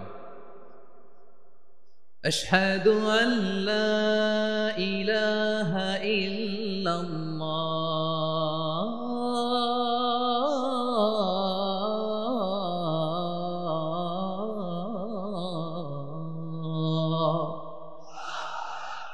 আবু মাহজুরা তৃতীয় বাক্য পড়লেন। বিশ্বনবী একটা বাক্য পরে আবু মাহজুরা পরে, বিশ্বনবী পরে আবু মাহজুরা পরে। আবু মাহজুরা কিন্তু অমুসলিম, মুশরিক। আবু মাহজুরা বলে, এক একটা বাক্য পড়ি আমার কলিজাটা গলে ঠান্ডা হয়ে যায়। এতদিন মোহাম্মদকে গালি দিতাম, এখন মোহাম্মদ আমার মাথায় যখন হাত রাখছে আমার সারা শরীর ঠান্ডা হয়ে গেছে। বিশ্বনবী আজান শেখাচ্ছেন, একটা একটা বাক্য পড়ে আবু মাহজুরাও পড়ে, বিশ্বনবী পড়ে, আবু মাহজুরাও পড়ে। পুরো বাক্যগুলো যখন শেষ, আজান শেষ, আবু মাহজুরাও যখন পুরো আজান পড়লেন, আবু মাহজুরা বললেন, এতদিন মোহাম্মদের চেহারা দেখলে আমার ঘৃণা লাগতো, আজ থেকে মোহাম্মদের চেহারার চেয়ে প্রিয় চেহারা আমার কাছে নাই। আবু মাহজুরা বললেন, ও মুহাম্মদ, আজানের বাক্য তো আপনি আমারে শেখালেন, এখানেই শেষ করবেন না, আপনি আমারে পড়ায় দেন লা ইলাহা ইল্লাল্লাহু মুহাম্মাদুর রাসূলুল্লাহ সাল্লাল্লাহু আলাইহি ওয়াসাল্লাম। বিশ্বনবীর সাথে দাঁড়িয়ে উনি শাহাদা পড়ে মুসলমান হয়ে গেলেন। এবার আবু মাহজুরা বলে, ইয়া রাসূলুল্লাহ, ইয়া হাবিবাল্লাহ, আমি মুমিন হয়েছি, মুসলমান হয়েছি, আপনার কাছ থেকে আজান শিখার সৌভাগ্য আমি লাভ করেছি নবী। আমার কণ্ঠের বড় তারিফ করেছেন আপনি, আমার আজানকে আপনি পছন্দ করেছেন। একটা জিনিস আপনার কাছে চাই, আপনি আমাকে মক্কার মসজিদুল হারামের মুয়াজ্জিন হিসেবে অ্যাপয়েন্ট করে দে। বিষ্ণু ইসলাম বললেন, যাও আবু মাহজুরা, আমি তোমাকে পৃথিবীর শ্রেষ্ঠতম মসজিদ মক্কার মসজিদুল হারামের মুয়াজ্জিন হিসেবে অ্যাপয়েন্ট করে দিলেন। দেখছেন কিভাবে ট্যালেন্ট হান্টিং করতে হয়, কিভাবে হিউম্যান রিসোর্স মানব সম্পদকে ব্যবহার করতে হয়। আসছিল আজানকে ভেঙ্গাইতে, আসছিল কেন? আজানকে ব্যঙ্গ করার জন্য, বিকৃত করার জন্য। আজানকে বিকৃত করতে যে ইসলামের সবচেয়ে শ্রেষ্ঠ মসজিদের মুয়াজ্জিন হয়ে গেল। পড়েন সুবহানাল্লাহ। হযরত আবু মাহজুরা রাদিয়াল্লাহু তাআলা আনহু ওনার এই সুললিত কণ্ঠ ব্যবহার করে মসজিদুল হারামে এত সুন্দর করে আল্লাহু আকবার বলে আজান দিতেন।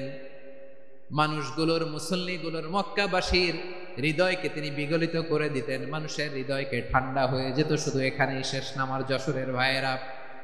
বিশ্বনবী যখন সাইয়েদনা আবু মাহজুরা রাদিয়াল্লাহু তাআলা আনহুকে আজান শিখাচ্ছিলেন, বলেন তো বিশ্বনবীর হাতটা কোথায় ছিল? আবু মাহজুরার মাথার সামনে, এই চুলের উপরে ছিল। আবু মাহজুরা ওই স্মৃতিটাকে ধারণ করবার জন্য, ওই স্মৃতিকে বহন করার জন্য বিশ্বনবীর মোবারক হাত আবু মাহজুরার কপালের চুলের যেই জায়গায় লেগেছে, মৃত্যুর আগের দিন পর্যন্ত আবু মাহজুরা মাথার ওই চুলে কোনোদিন ছুরি আর কামার লাগায় নাই, সেখানে কেচি লাগায় নাই, চুলের মধ্যে খুর লাগায় নাই। আবু মাহজুরা ডান দিকের চুল কাটতো, বাম দিকের চুল কাটতো, পেছনের চুল কাটতো, সামনের চুল কাটতো না। আবু মাহজুরা রাদিয়াল্লাহু তাআলা আনহুর সামনের চুলগুলো বড় হতে হতে যখন এত বড় হয়ে যায়, তিনি চুলগুলো পেঁচিয়ে মাথার মধ্যে রাখতেন। তারপরে তিনি পাগড়ি পরতেন। সবাই জিজ্ঞেস করতো, আবু মাহজুরা, এটা আবার কেমন স্টাইল? দেখতে তোমার কি বিদঘুটে লাগে, কেমন অড লাগে, কেমন খারাপ দেখা যায়। মক্কায় এমন কোন মানুষ তো দেখি নাই, ডানে চুল কাটে, বায়ে চুল কাটে, পেছনে চুল কাটে, সামনে কাটে না। ওরে আবু মাহজুরা, কেমন দেখা যায় তোমারে, তুমি সামনের চুল কাটো না কেন? আবু মাহজুরা বলে, আমি হাঁটু গেড়ে পেয়ারা নবীর সামনে বসেছিলাম, আমার এই মাথার চুলের মধ্যে মুবারক হাত লাগিয়ে বিশ্বনবী নিজে আমাকে আজানের প্রতিটা বাক্য শিক্ষা দিয়েছেন। বিশ্বনবীর মোবারক হাত, পবিত্র হাত আমার মাথার চুলের যেই জায়গায় লেগেছে, আমি চাই ওই চুলগুলা নিয়ে আমি আমার কবরের ভিতরে যাব। সাইয়েদনা আবু মাহজুরা রাদিয়াল্লাহু তাআলা আনহু ইন্তেকালের আগের পর্যন্ত মাথার সামনের চুলগুলা কাটে নাই। মাথার সামনের চুল তিনি কাটেন নাই। সুবহানাল্লাহি বিহামদি। কেমন ভালোবাসতেন বিশ্বনবী সাহাবীদেরকে, সাহাবারা কেমন ভালোবাসতেন বিশ্বনবীকে। সামনের চুলগুলো বড় হতে হতে এত বড় ছিল, পেঁচিয়ে রেখে পাগড়ি পরতেন, কাটতেন না। নবীর হাত লেগেছিল। সুবহানাল্লাহ পড়েন। তাহলে what is the lesson, moral of the story কি? মোরাল অফ দ্য স্টোরি হচ্ছে, আসছিল আজানকে ব্যঙ্গ করার জন্য, বিকৃত করার জন্য, হয়ে গেল মসজিদুল হারামের মুয়াজ্জিন। দেখেন বিশ্বনবী একটা খারাপ সিচুয়েশনের মধ্যে থেকে কি ভালো জিনিস বের করে আনলেন। আমি যে শুরুতে বলেছি কিভাবে তিনি হিউম্যান রিসোর্সকে ডেভেলপ করেছেন, ম্যানেজ করেছেন। তিনি যে চৌকস ট্যালেন্ট হান্টার ছিল, দেখেন সবার মধ্যে থেকে এর বাছাই করে মুয়াজ্জিন বানাই দিয়েছেন। সুবহানাল্লাহ পড়েন। তার মানে এই না সবাইরে ধরে ধরে উনি মুয়াজ্জিন বানাইছেন। যার যেই ট্যালেন্ট আছে তাকে ওই কাজে অ্যাসাইন করেছেন। যার যেই প্রতিভা আছে তার প্রতিভাকে ইসলামের কাজে লাগিয়েছেন। সুবহানাল্লাহ পড়েন। যায়েদ বিন সাবিত রাদিয়াল্লাহু তাআলা আনহু নাম শুনেছেন? যশোর, কথা বেরোয় না। যদি জায়গায় সালমান খানের নাম শুনছেন, সবাই হাত তুলবে, জি হুজুর শুনছি, মানে সব দেখা শেষ। সালমান খান, আমির খান, অমুক খান, সব খান। মুখস্থ, কিন্তু যায়েদ বিন সাবিতের নাম মুখস্থ নাই মুসলমানদের। যেই সাহাবী মাথার সামনের চুল কাটে নাই, মসজিদুল হারামের মুয়াজ্জিন বানাইছেন বিশ্বনবী, সাহাবীর নাম কি? খায়া ফেলাইছে, স্লোগানের সাথে খায়া ফেলাইছে। আবু মাহজুরা, কি নাম? আবু মাহজুরা আল জুমাহি রাদিয়াল্লাহু তাআলা আনহু। এই নামটা আজকে নিয়ে যাইতে হবে যশোর। আবু মাহজুরা রাদিয়াল্লাহু তাআলা আনহু। 2 নম্বরে বলছিলাম যায়েদ বিন সাবিত রাদিয়াল্লাহু তাআলা আনহু।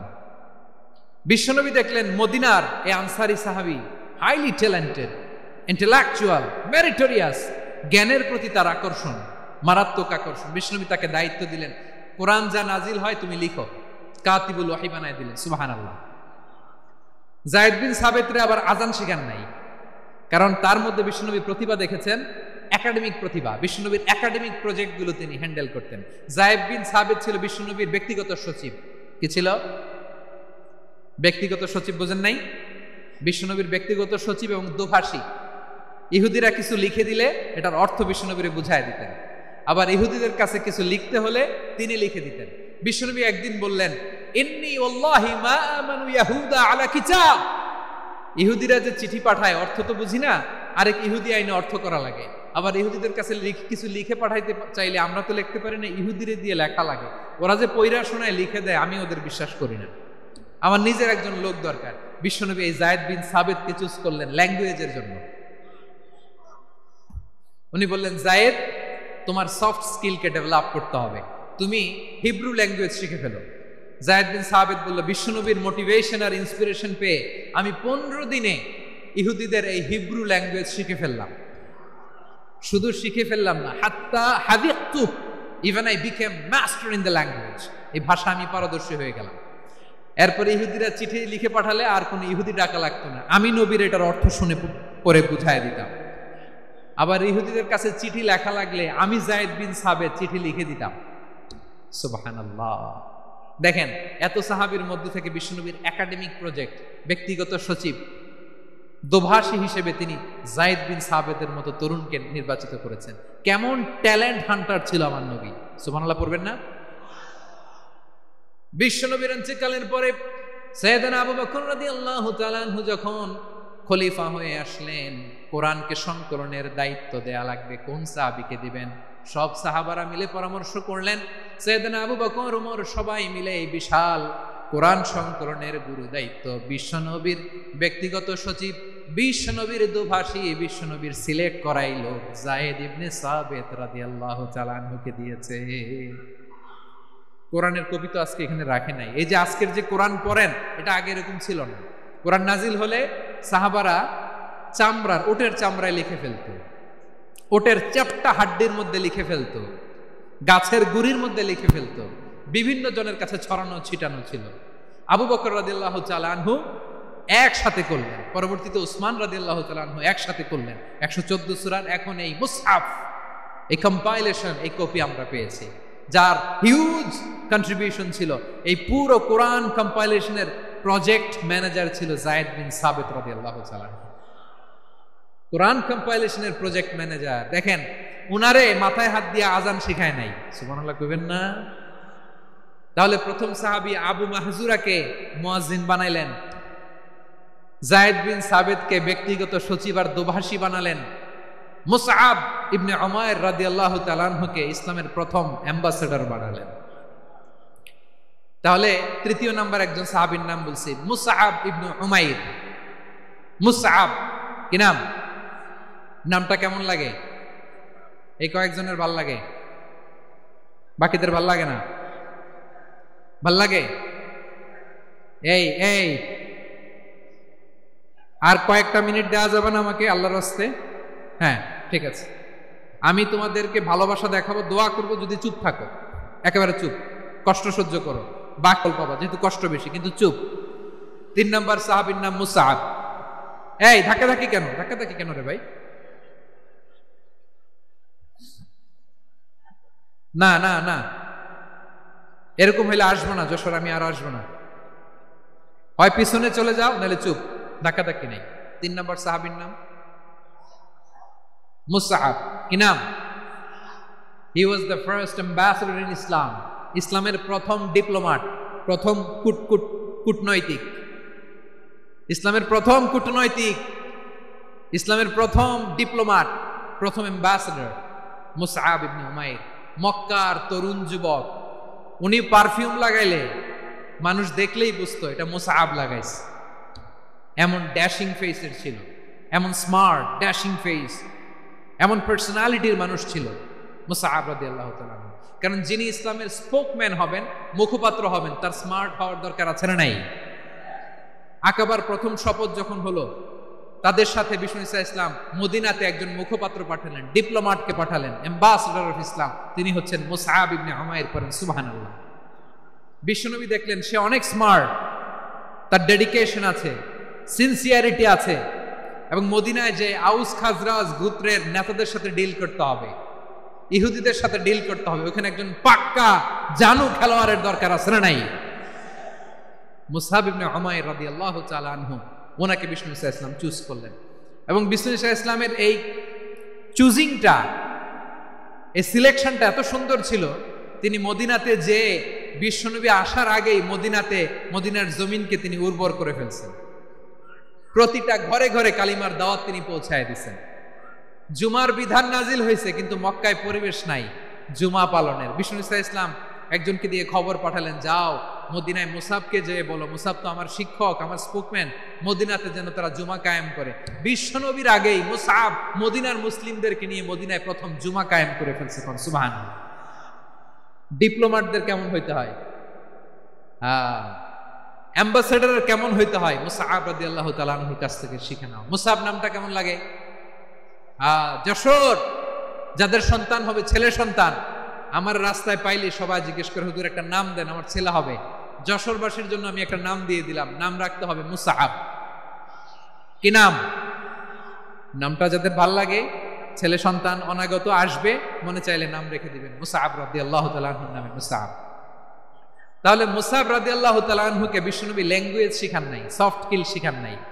যায়েদ রাদিয়াল্লাহু তিনি হিব্রু ল্যাঙ্গুয়েজ শিখেছেন, সুরিয়ানি শিখেছেন, কিন্তু মুসআবকে তিনি বানিয়েছেন the spokesman of Islam, the first diplomat, the ambassador of Islam. সুবহানাল্লাহ পড়বেন না?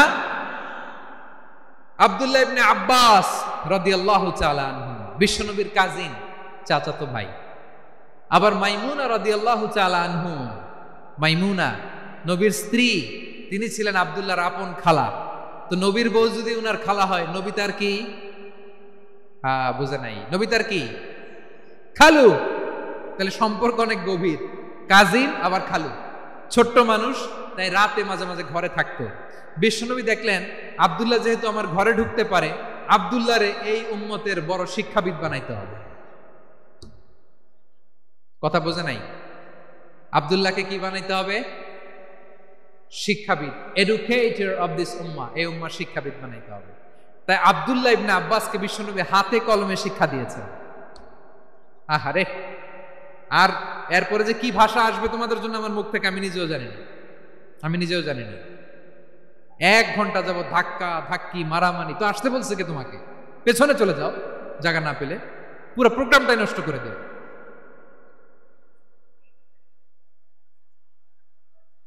জি, আমার দিকে তাকান, আমি শেষ করে দিচ্ছি। হবে না, ইন্টেলেকচুয়াল আলোচনা এখানে হবে না, আমি বুঝতে পারছি, আমি শেষ করে দিচ্ছি।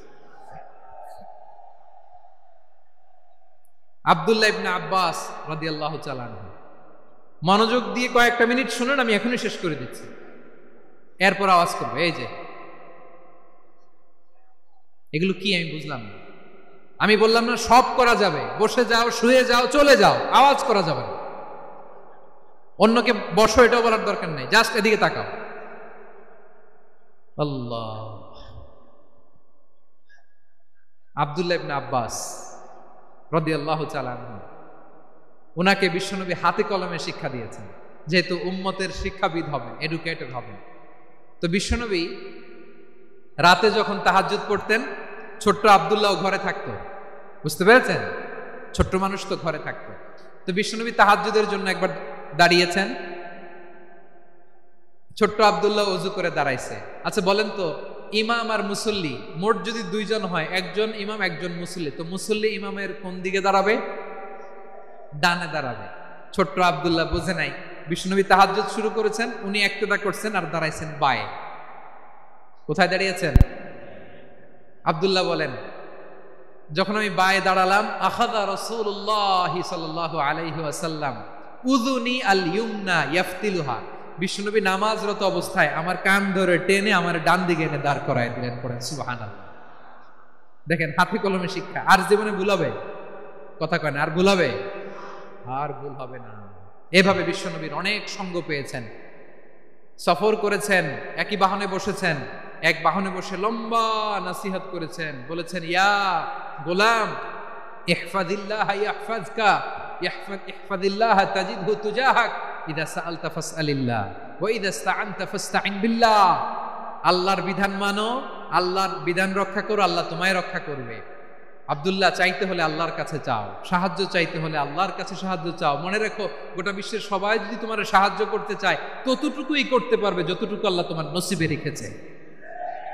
গোটা বিশ্ব যদি তোমার বিরুদ্ধে ষড়যন্ত্রে দাঁড়িয়ে যায়, ক্ষতি ততটুকু করতে পারবে যতটুকু তোমার জন্য বরাদ্দ আছে, এর বাইরে কিছু করতে পারবে না। আওয়াজ করে বলেন ঠিক কিনা?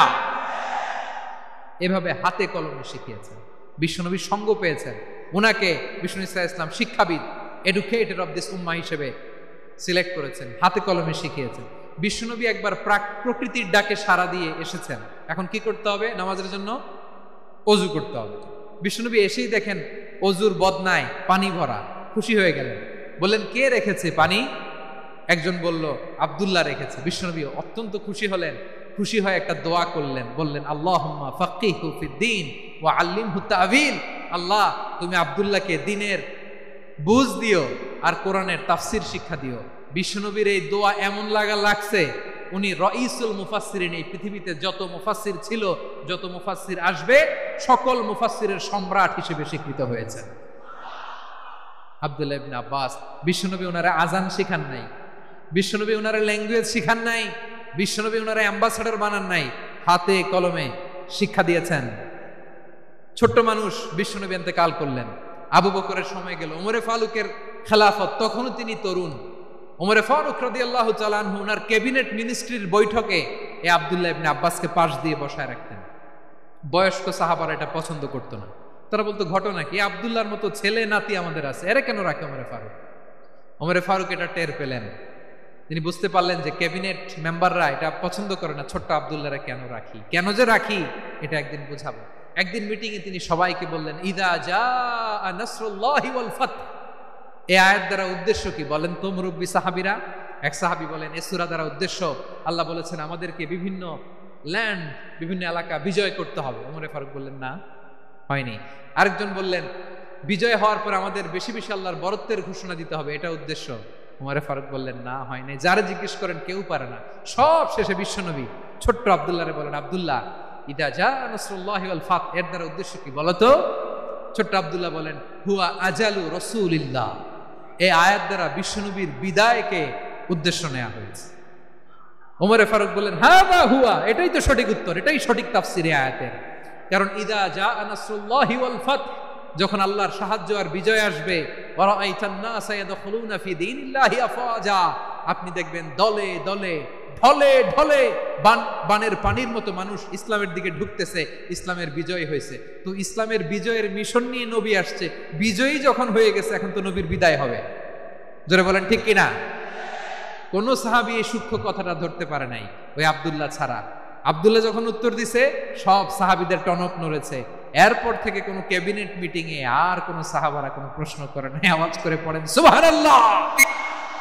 বিশ্বনবী আব্দুল্লাহ ইবনে আব্বাসকে দ্য এডুকেটর অফ দ্য উম্মাহ, উম্মার শিক্ষাবিদ হিসেবে গ্রহণ করেছেন। আওয়াজ করে পড়তে হবে আল্লাহু আকবার। সাহাবীদের নামগুলো মনে থাকবে? এক নম্বরে আবু মাহজুরা, মুয়াজ্জিন বানাইছেন। যায়েদ ইবনে সাবিত, দোভাষী, ট্রান্সলেটর অফ প্রফেট, এবং তিনি ছিলেন বিশ্বনবীর ব্যক্তিগত সচিব। Musab ibn Umair, the first ambassador and diplomat of Islam. Abdullah ibn Abbas, এই উম্মার সবচেয়ে বড় এডুকেটর, শিক্ষাবিদ। আরেকজন ছিল আব্দুল্লাহ ইবনে মাসউদ রাদিয়াল্লাহু তাআলা। দুই আব্দুল্লাহ, আব্বাস গেল, আরেকজন হচ্ছে মাসউদ। মক্কার তরুণ, ছাগল পালতো মুশরিকের। বিশ্বনবী আর আবু বকর রাদিয়াল্লাহু তাআলা আনহু একবার গেলেন, যে দেখে এই তরুণ দাঁড়ায় আছে। বিশ্বনবী বলেন, আমি খুব ক্ষুধার্ত, তোমার কাছে কি দুধ আছে ছাগলের? আব্দুল্লাহ ইবনে মাসউদ বলে আছে। ওয়ালাকিন আনা মু'তামান, যে দুধ আছে এটা আমানতের, আমি দিতে পারবো না। বিশ্বনবী এইটা শুনেই তারা টার্গেট করে ফেলছে। আনা মু'তামান, দুধ আছে কিন্তু এটা আমার মালিকের, আমি তো দরদ দেখাই আমার মালিকের দুধ, আপনি পথিক, আপনারে দিতে পারি না। বিশ্বনবী টার্গেট করে ফেলছেন, এরে আমার কাজে লাগাইতে হবে। বিশ্বনবী বললেন আচ্ছা ঠিক আছে, দুধ দিও না, কিন্তু এমন ছাগি আছে কিনা যেই ছাগির সাথে কোনো ছাগলের মিলন হয় নাই, তার ওলানে দুধও আসে নাই, বাচ্চাও নাই, এরকম ছাগির থেকে যদি আমি দুধ খাই তাহলে তো সমস্যা নাই। বলতেছে এরকম ছাগির থেকে দুধ খাইলে সমস্যা নাই, কারণ এরকম ছাগির ওলান থেকে দুধ আসবেও না। বলতেছে ঠিক আছে, এরকম একটা ছাগি নিয়ে আস। নিয়ে আসা হলো। বিশ্বনবী বিসমিল্লাহ বলে ওই ছাগির ওলানে হাত দিলেন। হাত দিতে দেরি, পুরো ওলানটা দুধে ভরে যেতে দেরি হয় না। বিশ্বনবী আর আবু বকর রাদিয়াল্লাহু তাআলা আনহু দহন করে পেট ভরে খেলেন। এই দৃশ্য আব্দুল্লাহ ইবনে মাসউদের হৃদয়ে দাগ কাটলো। এই মুজিজা দেখে তিনি বললেন আশহাদু আল্লা ইলাহা ইল্লাল্লাহ ওয়া আশহাদু আন্না মুহাম্মাদুর রাসূলুল্লাহ। তিনি ষষ্ঠ মুসলিম ছিলেন, 6 নম্বর মুসলমান। ওনাকে টার্গেট করে বিশ্বনবী দেখলেন এমন ইন্টেলেকচুয়াল ব্রেন, উনি সূক্ষ্ম সূক্ষ্ম জিনিস বুঝে বেশি, ফিকহি জ্ঞান ওনার মধ্যে বেশি। বিশ্বনবী ওনাকে কোরআনের জ্ঞান শিক্ষা দিতে লাগলেন। উনি বিশ্বনবী সবার কাছে কোরআন শোনায়, কিন্তু বিশ্বনবী নিজে আব্দুল্লাহ ইবনে মাসউদের কাছ থেকে কোরআন শুনতো। বিশ্বনবী একবার বললেন ইকরা আলাইয়া ইয়া মাসউদ, ইবনে মাসউদ একবার শোনাও তো কোরআন দেখি।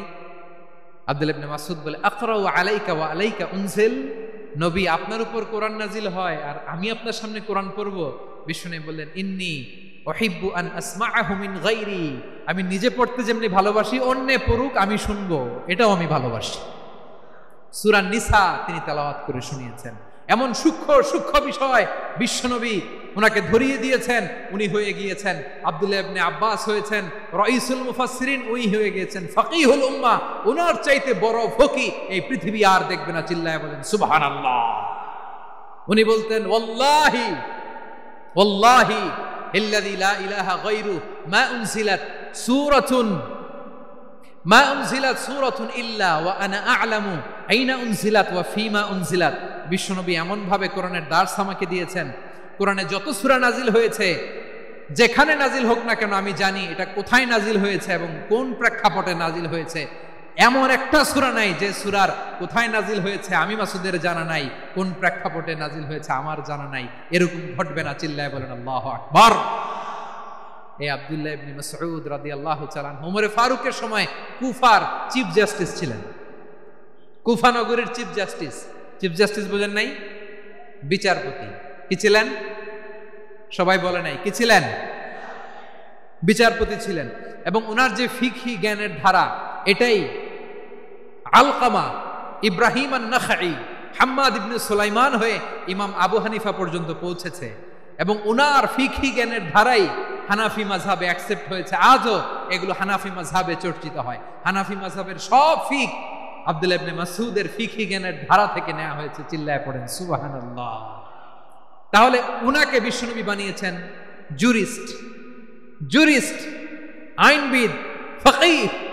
উনারে আজান শিখান নাই। হিউম্যান রিসোর্স ডেভেলপমেন্ট কিভাবে করবেন, মানব সম্পদের উন্নয়ন কিভাবে করতে হয়, কিভাবে যার যেখানে প্রতিভা কাজে লাগাতে হয় উনি দেখিয়েছেন। সুবহানাল্লাহ পড়বেন না? খালিদ বিন ওয়ালিদ নাম শুনছেন? কে কে শোনেন নাই হাত তোলেন। কি ছিলেন? বীর যোদ্ধা ছিলেন খালিদ বিন ওয়ালিদ। কিন্তু তিনি ইসলাম ধর্ম গ্রহণ করেছেন অনেক দেরিতে, 8ম হিজরিতে। তার মানে 8ম হিজরির আগে উনি মুশরিকদের পক্ষে লড়াই করেছেন। উনার হাতে কত মুসলিম সাহাবী যে নিহত হয়েছে হিসাব নাই।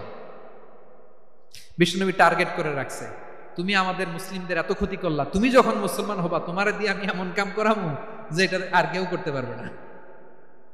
সুবহানাল্লাহ নাই? যশোর ক্লান্ত হয়ে গেছে।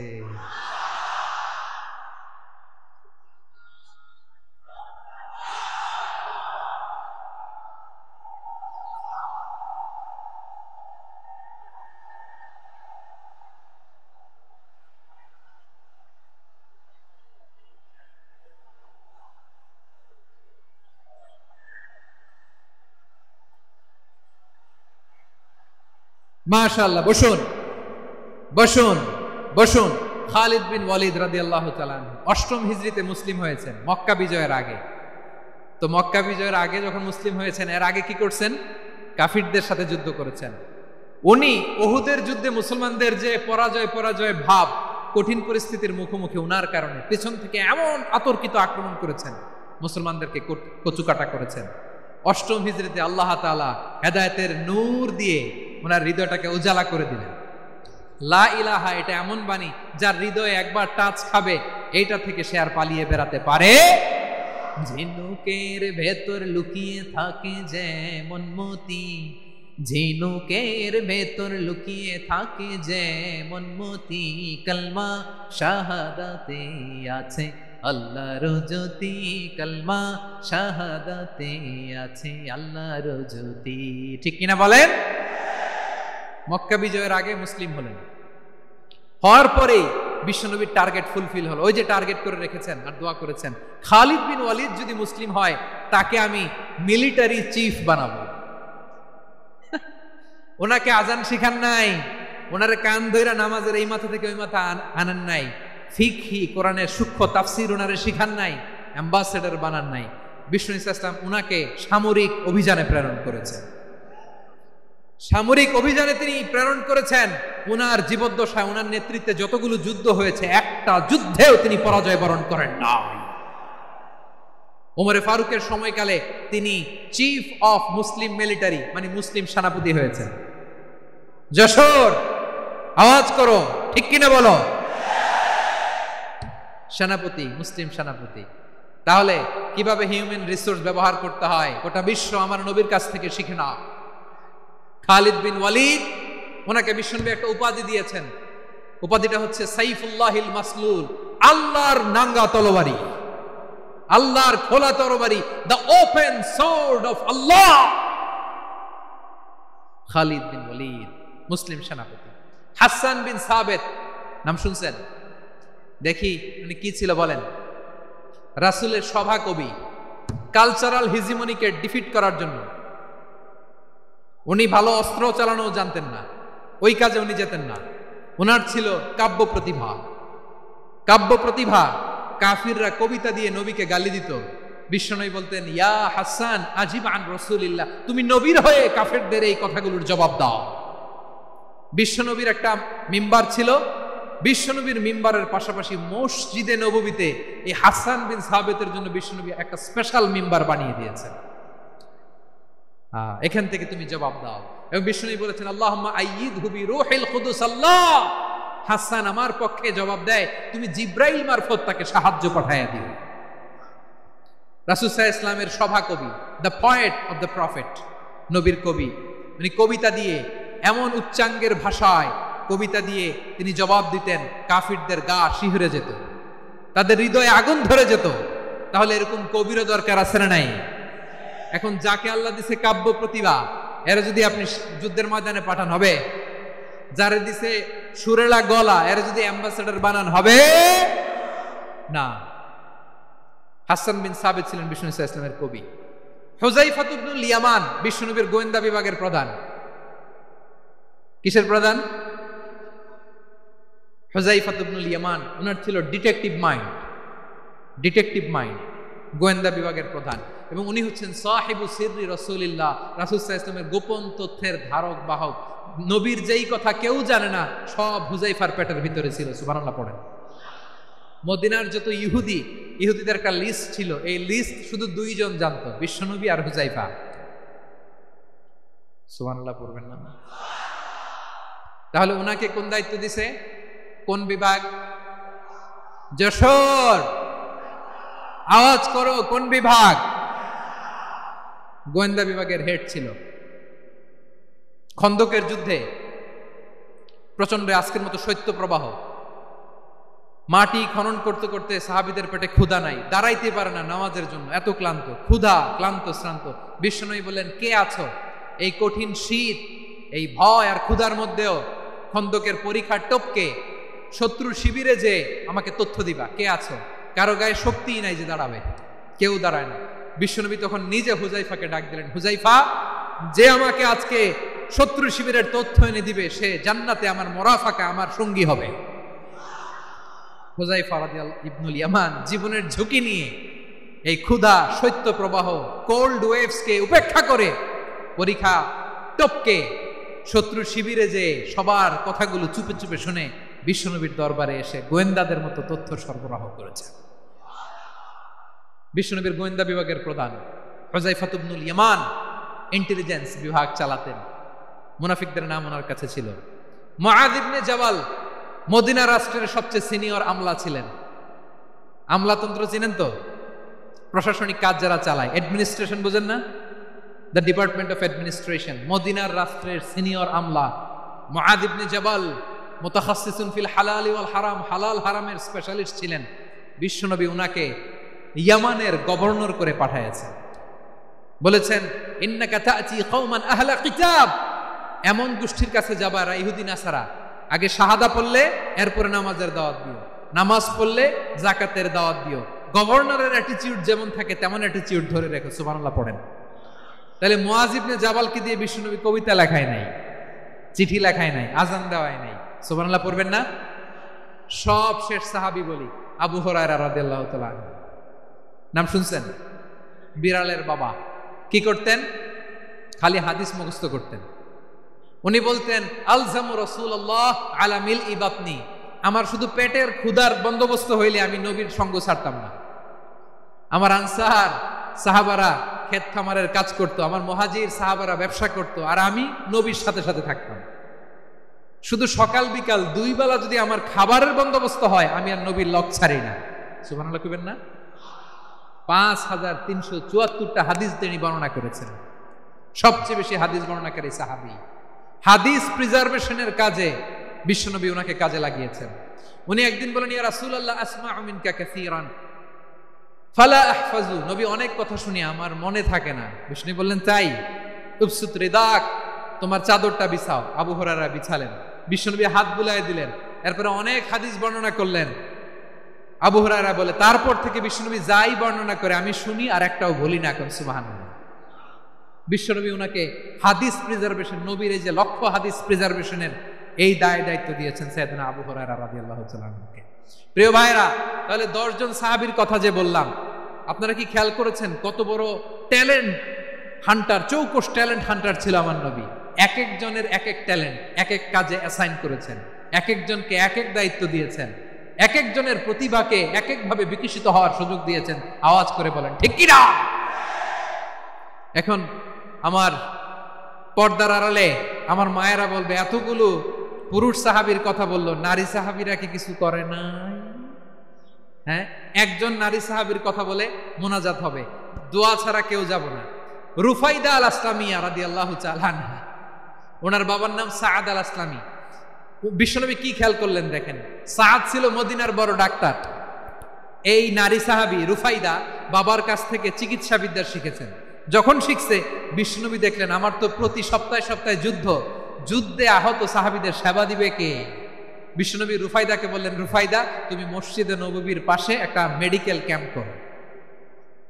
এই যে সাকিনা আদ্দিন মেডিকেলের আমার ছাত্রী বন্ধুরা শুনে রাখো, তোমাদের আইকন হচ্ছে এই রুফাইদা আল আসলামিয়া।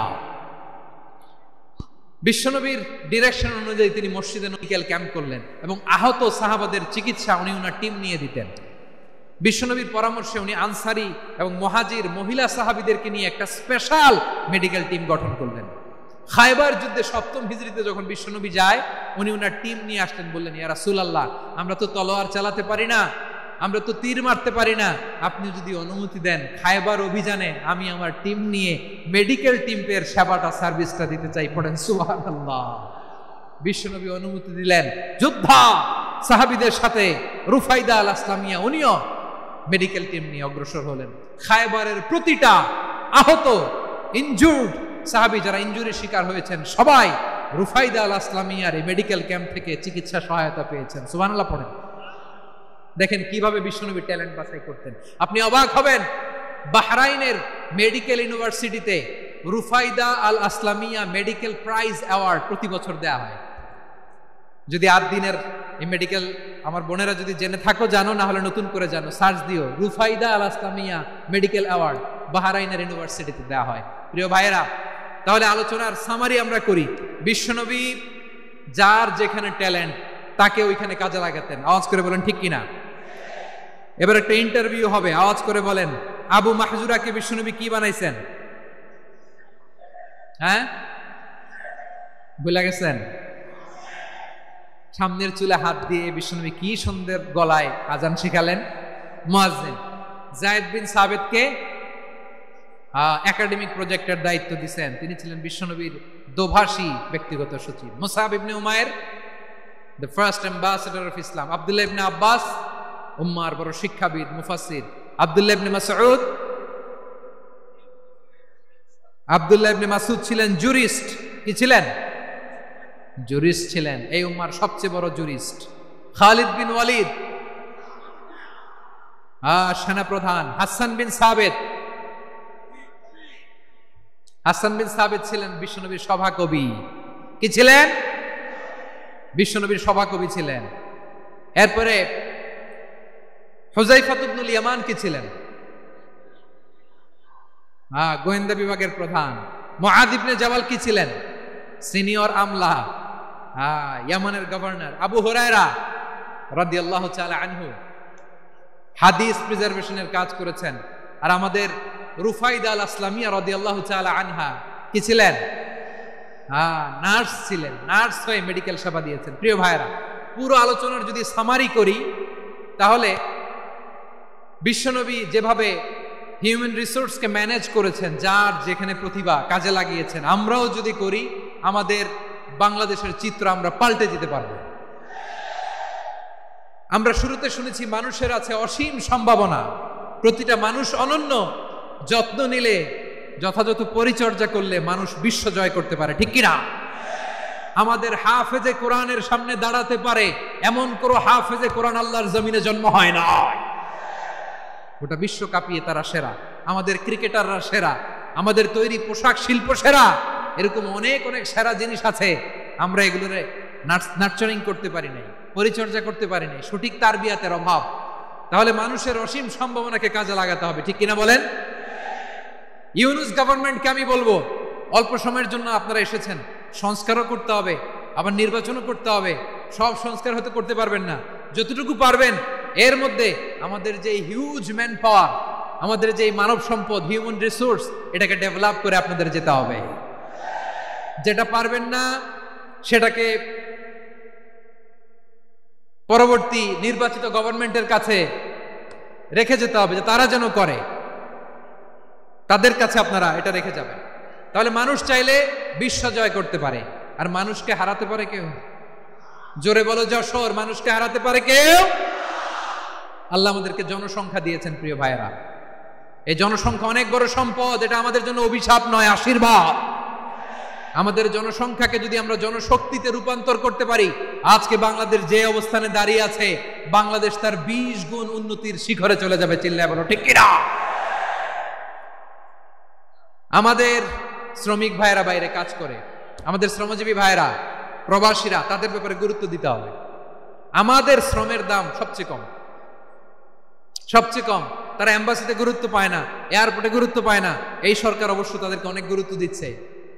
আমাদের অদক্ষ শ্রমিককে যখন আমরা দুবাই পাঠাই, অল্প বেতন পায়, কিন্তু ইন্ডিয়ানরা দক্ষ শ্রমিক পাঠাইলে তার 3 গুণ বেতন পায়। আমরা আমাদের শ্রমিকদেরকে অদক্ষ ভাবে আর পাঠাতে চাই না, দক্ষ শ্রমিক পাঠিয়ে আমরা রেমিটেন্সের বন্যা বইয়ে দেব। আমাদের শ্রমিকদের পাঠানো রেমিটেন্সের টাকায় সচল থাকে আমার দেশের অর্থনীতির চাকা। তাদেরকে সবচেয়ে গুরুত্ব দিতে হবে।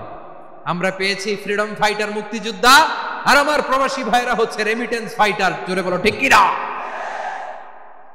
তাহলে আমাদের এই জনশক্তিকে জনসম্পদে ট্রান্সফর্ম করতে হবে, ঠিক কিনা বলেন? সরকার জনগণকে এভাবে পলিশ করতে হবে। মা বাবারা ছেলে মেয়েদের মধ্যে কার কোন যোগ্যতা তাকে ওইভাবে কাজে লাগাতে হবে। সবার এ প্লাস পাওয়ার কোনো দরকার নেই। আমাদের দেশে একটা টেন্ডেন্সি আছে, পরীক্ষায় এ প্লাস না পাইলে তুই কি করলি, পাশের বাড়ির ছেলে এ প্লাস পাইছে, যা ওর পা ধোয়া পানি খা। কি খা? আমি ভাবছি যে পা ধোয়া, এ প্লাস পাওয়া ছেলেদের পা ধোয়া পানির একটা পানির ব্র্যান্ড বানাইতে হবে। এরকম লেখা থাকবে, এ প্লাস পাওয়া ছেলেদের পা ধোয়া পানি। খাওয়া নাই, এগুলার খাওয়া নাই। ওরে আল্লাহ এ প্লাস পাওয়ার জন্য বানাইছে, আর আপনার ছেলেকে এই এ প্লাস গুলারে নিয়ন্ত্রণ করার জন্য আল্লাহ বানাইছে। ওকে দিয়ে আল্লাহ কি করবে আপনি জানেনই না। একটা এ প্লাস, একটা এ গ্রেড একটা মানুষের জীবনকে ঠিক করে দিতে পারে না। আপনার ছেলেকে আল্লাহ অন্যদিকে যোগ্যতা দিয়েছে। ওদের মনোবল ভাঙবেন না, খবরদার খবরদার। ছেলে মেয়েদের মনোবল ভাঙবেন না।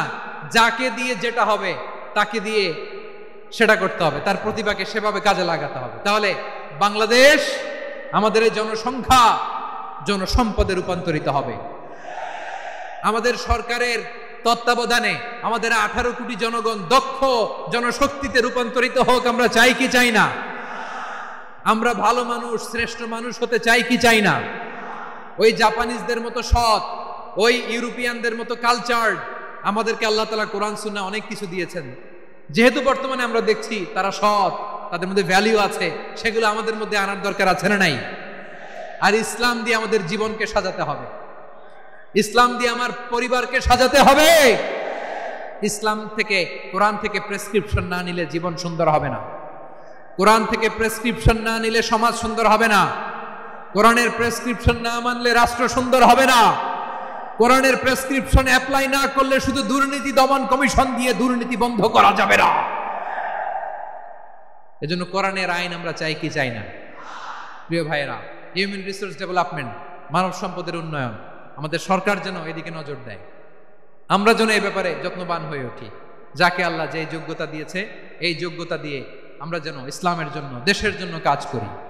আমরা যেন আমাদের স্কিল ডেভেলপ করি, আমাদের পটেনশিয়ালকে ডেভেলপ করি। মোরালিটি, ভ্যালিউজ নিয়ে শায়েখ আহমদুল্লাহ আলোচনা করেছেন, এগুলো দিয়ে যেন আমরা আমাদেরকে সাজাই। আল্লাহ তাআলা আমাদের দেশকে তুমি নিরাপদ করো, আমরা পড়ি আমিন। আল্লাহ আমার 18 কোটি জনগণকে তুমি জনশক্তিতে রূপান্তরিত করো, আমিন। আল্লাহ আমরা হাতে হাত রেখে কাঁধে কাঁধ মিলিয়ে ভাই ভাইয়ে যেন এই দেশকে গড়তে পারি, আল্লাহ তুমি তৌফিক দান করো, আমরা পড়ি আমিন। আমার প্রিয় মহিউদ্দিন ভাই বলেছেন, হুজুর এমন একটা ঘোষণাপত্র দিয়ে যাবেন আজকের এই ঐতিহাসিক যশোরের প্রোগ্রামে, যেটা গোটা বাংলাদেশে মানুষ এটার উপর আমল করে। আমি যে কথাটা বলেছি এটাই, আসুন আমরা আমাদের জনসংখ্যাকে জনসম্পদে ট্রান্সফর্ম করি। আমাদের জনসংখ্যাকে আমরা যেন জনশক্তিতে রূপান্তরিত করি। জনসংখ্যাকে ট্রান্সফর্ম করে জনশক্তি দিয়ে আমরা যেন আগামীর বাংলাদেশ, স্বাধীন বাংলাদেশ 2.0 কে গড়ে তুলি। আল্লাহ তাআলা আমাদের সবাইকে কথাগুলো বোঝার, আমল করার তৌফিক দান করুন। এই জেনজি, ক্ষমা করে দিও আমাকে, অনেক ধমক দিছি, বকা দিছি। আল্লাহ তোমাদেরকে করুক, কবুল করুক, যশোরবাসীকে কবুল করুক, আদ দিনকে কবুল করুক, এই মেডিকেল কলেজকে কবুল করুক, ইসলামের জন্য বাঁধ ভাঙা এই জোয়ার এবং উচ্ছ্বাসকে আল্লাহ তাআলা কবুল করুন। হাযা মা ইনদি ওয়াল ইলমু ইনদাল্লাহ আলাইহি তাওয়াক্কালতু ওয়া ইলাইহি উনীব।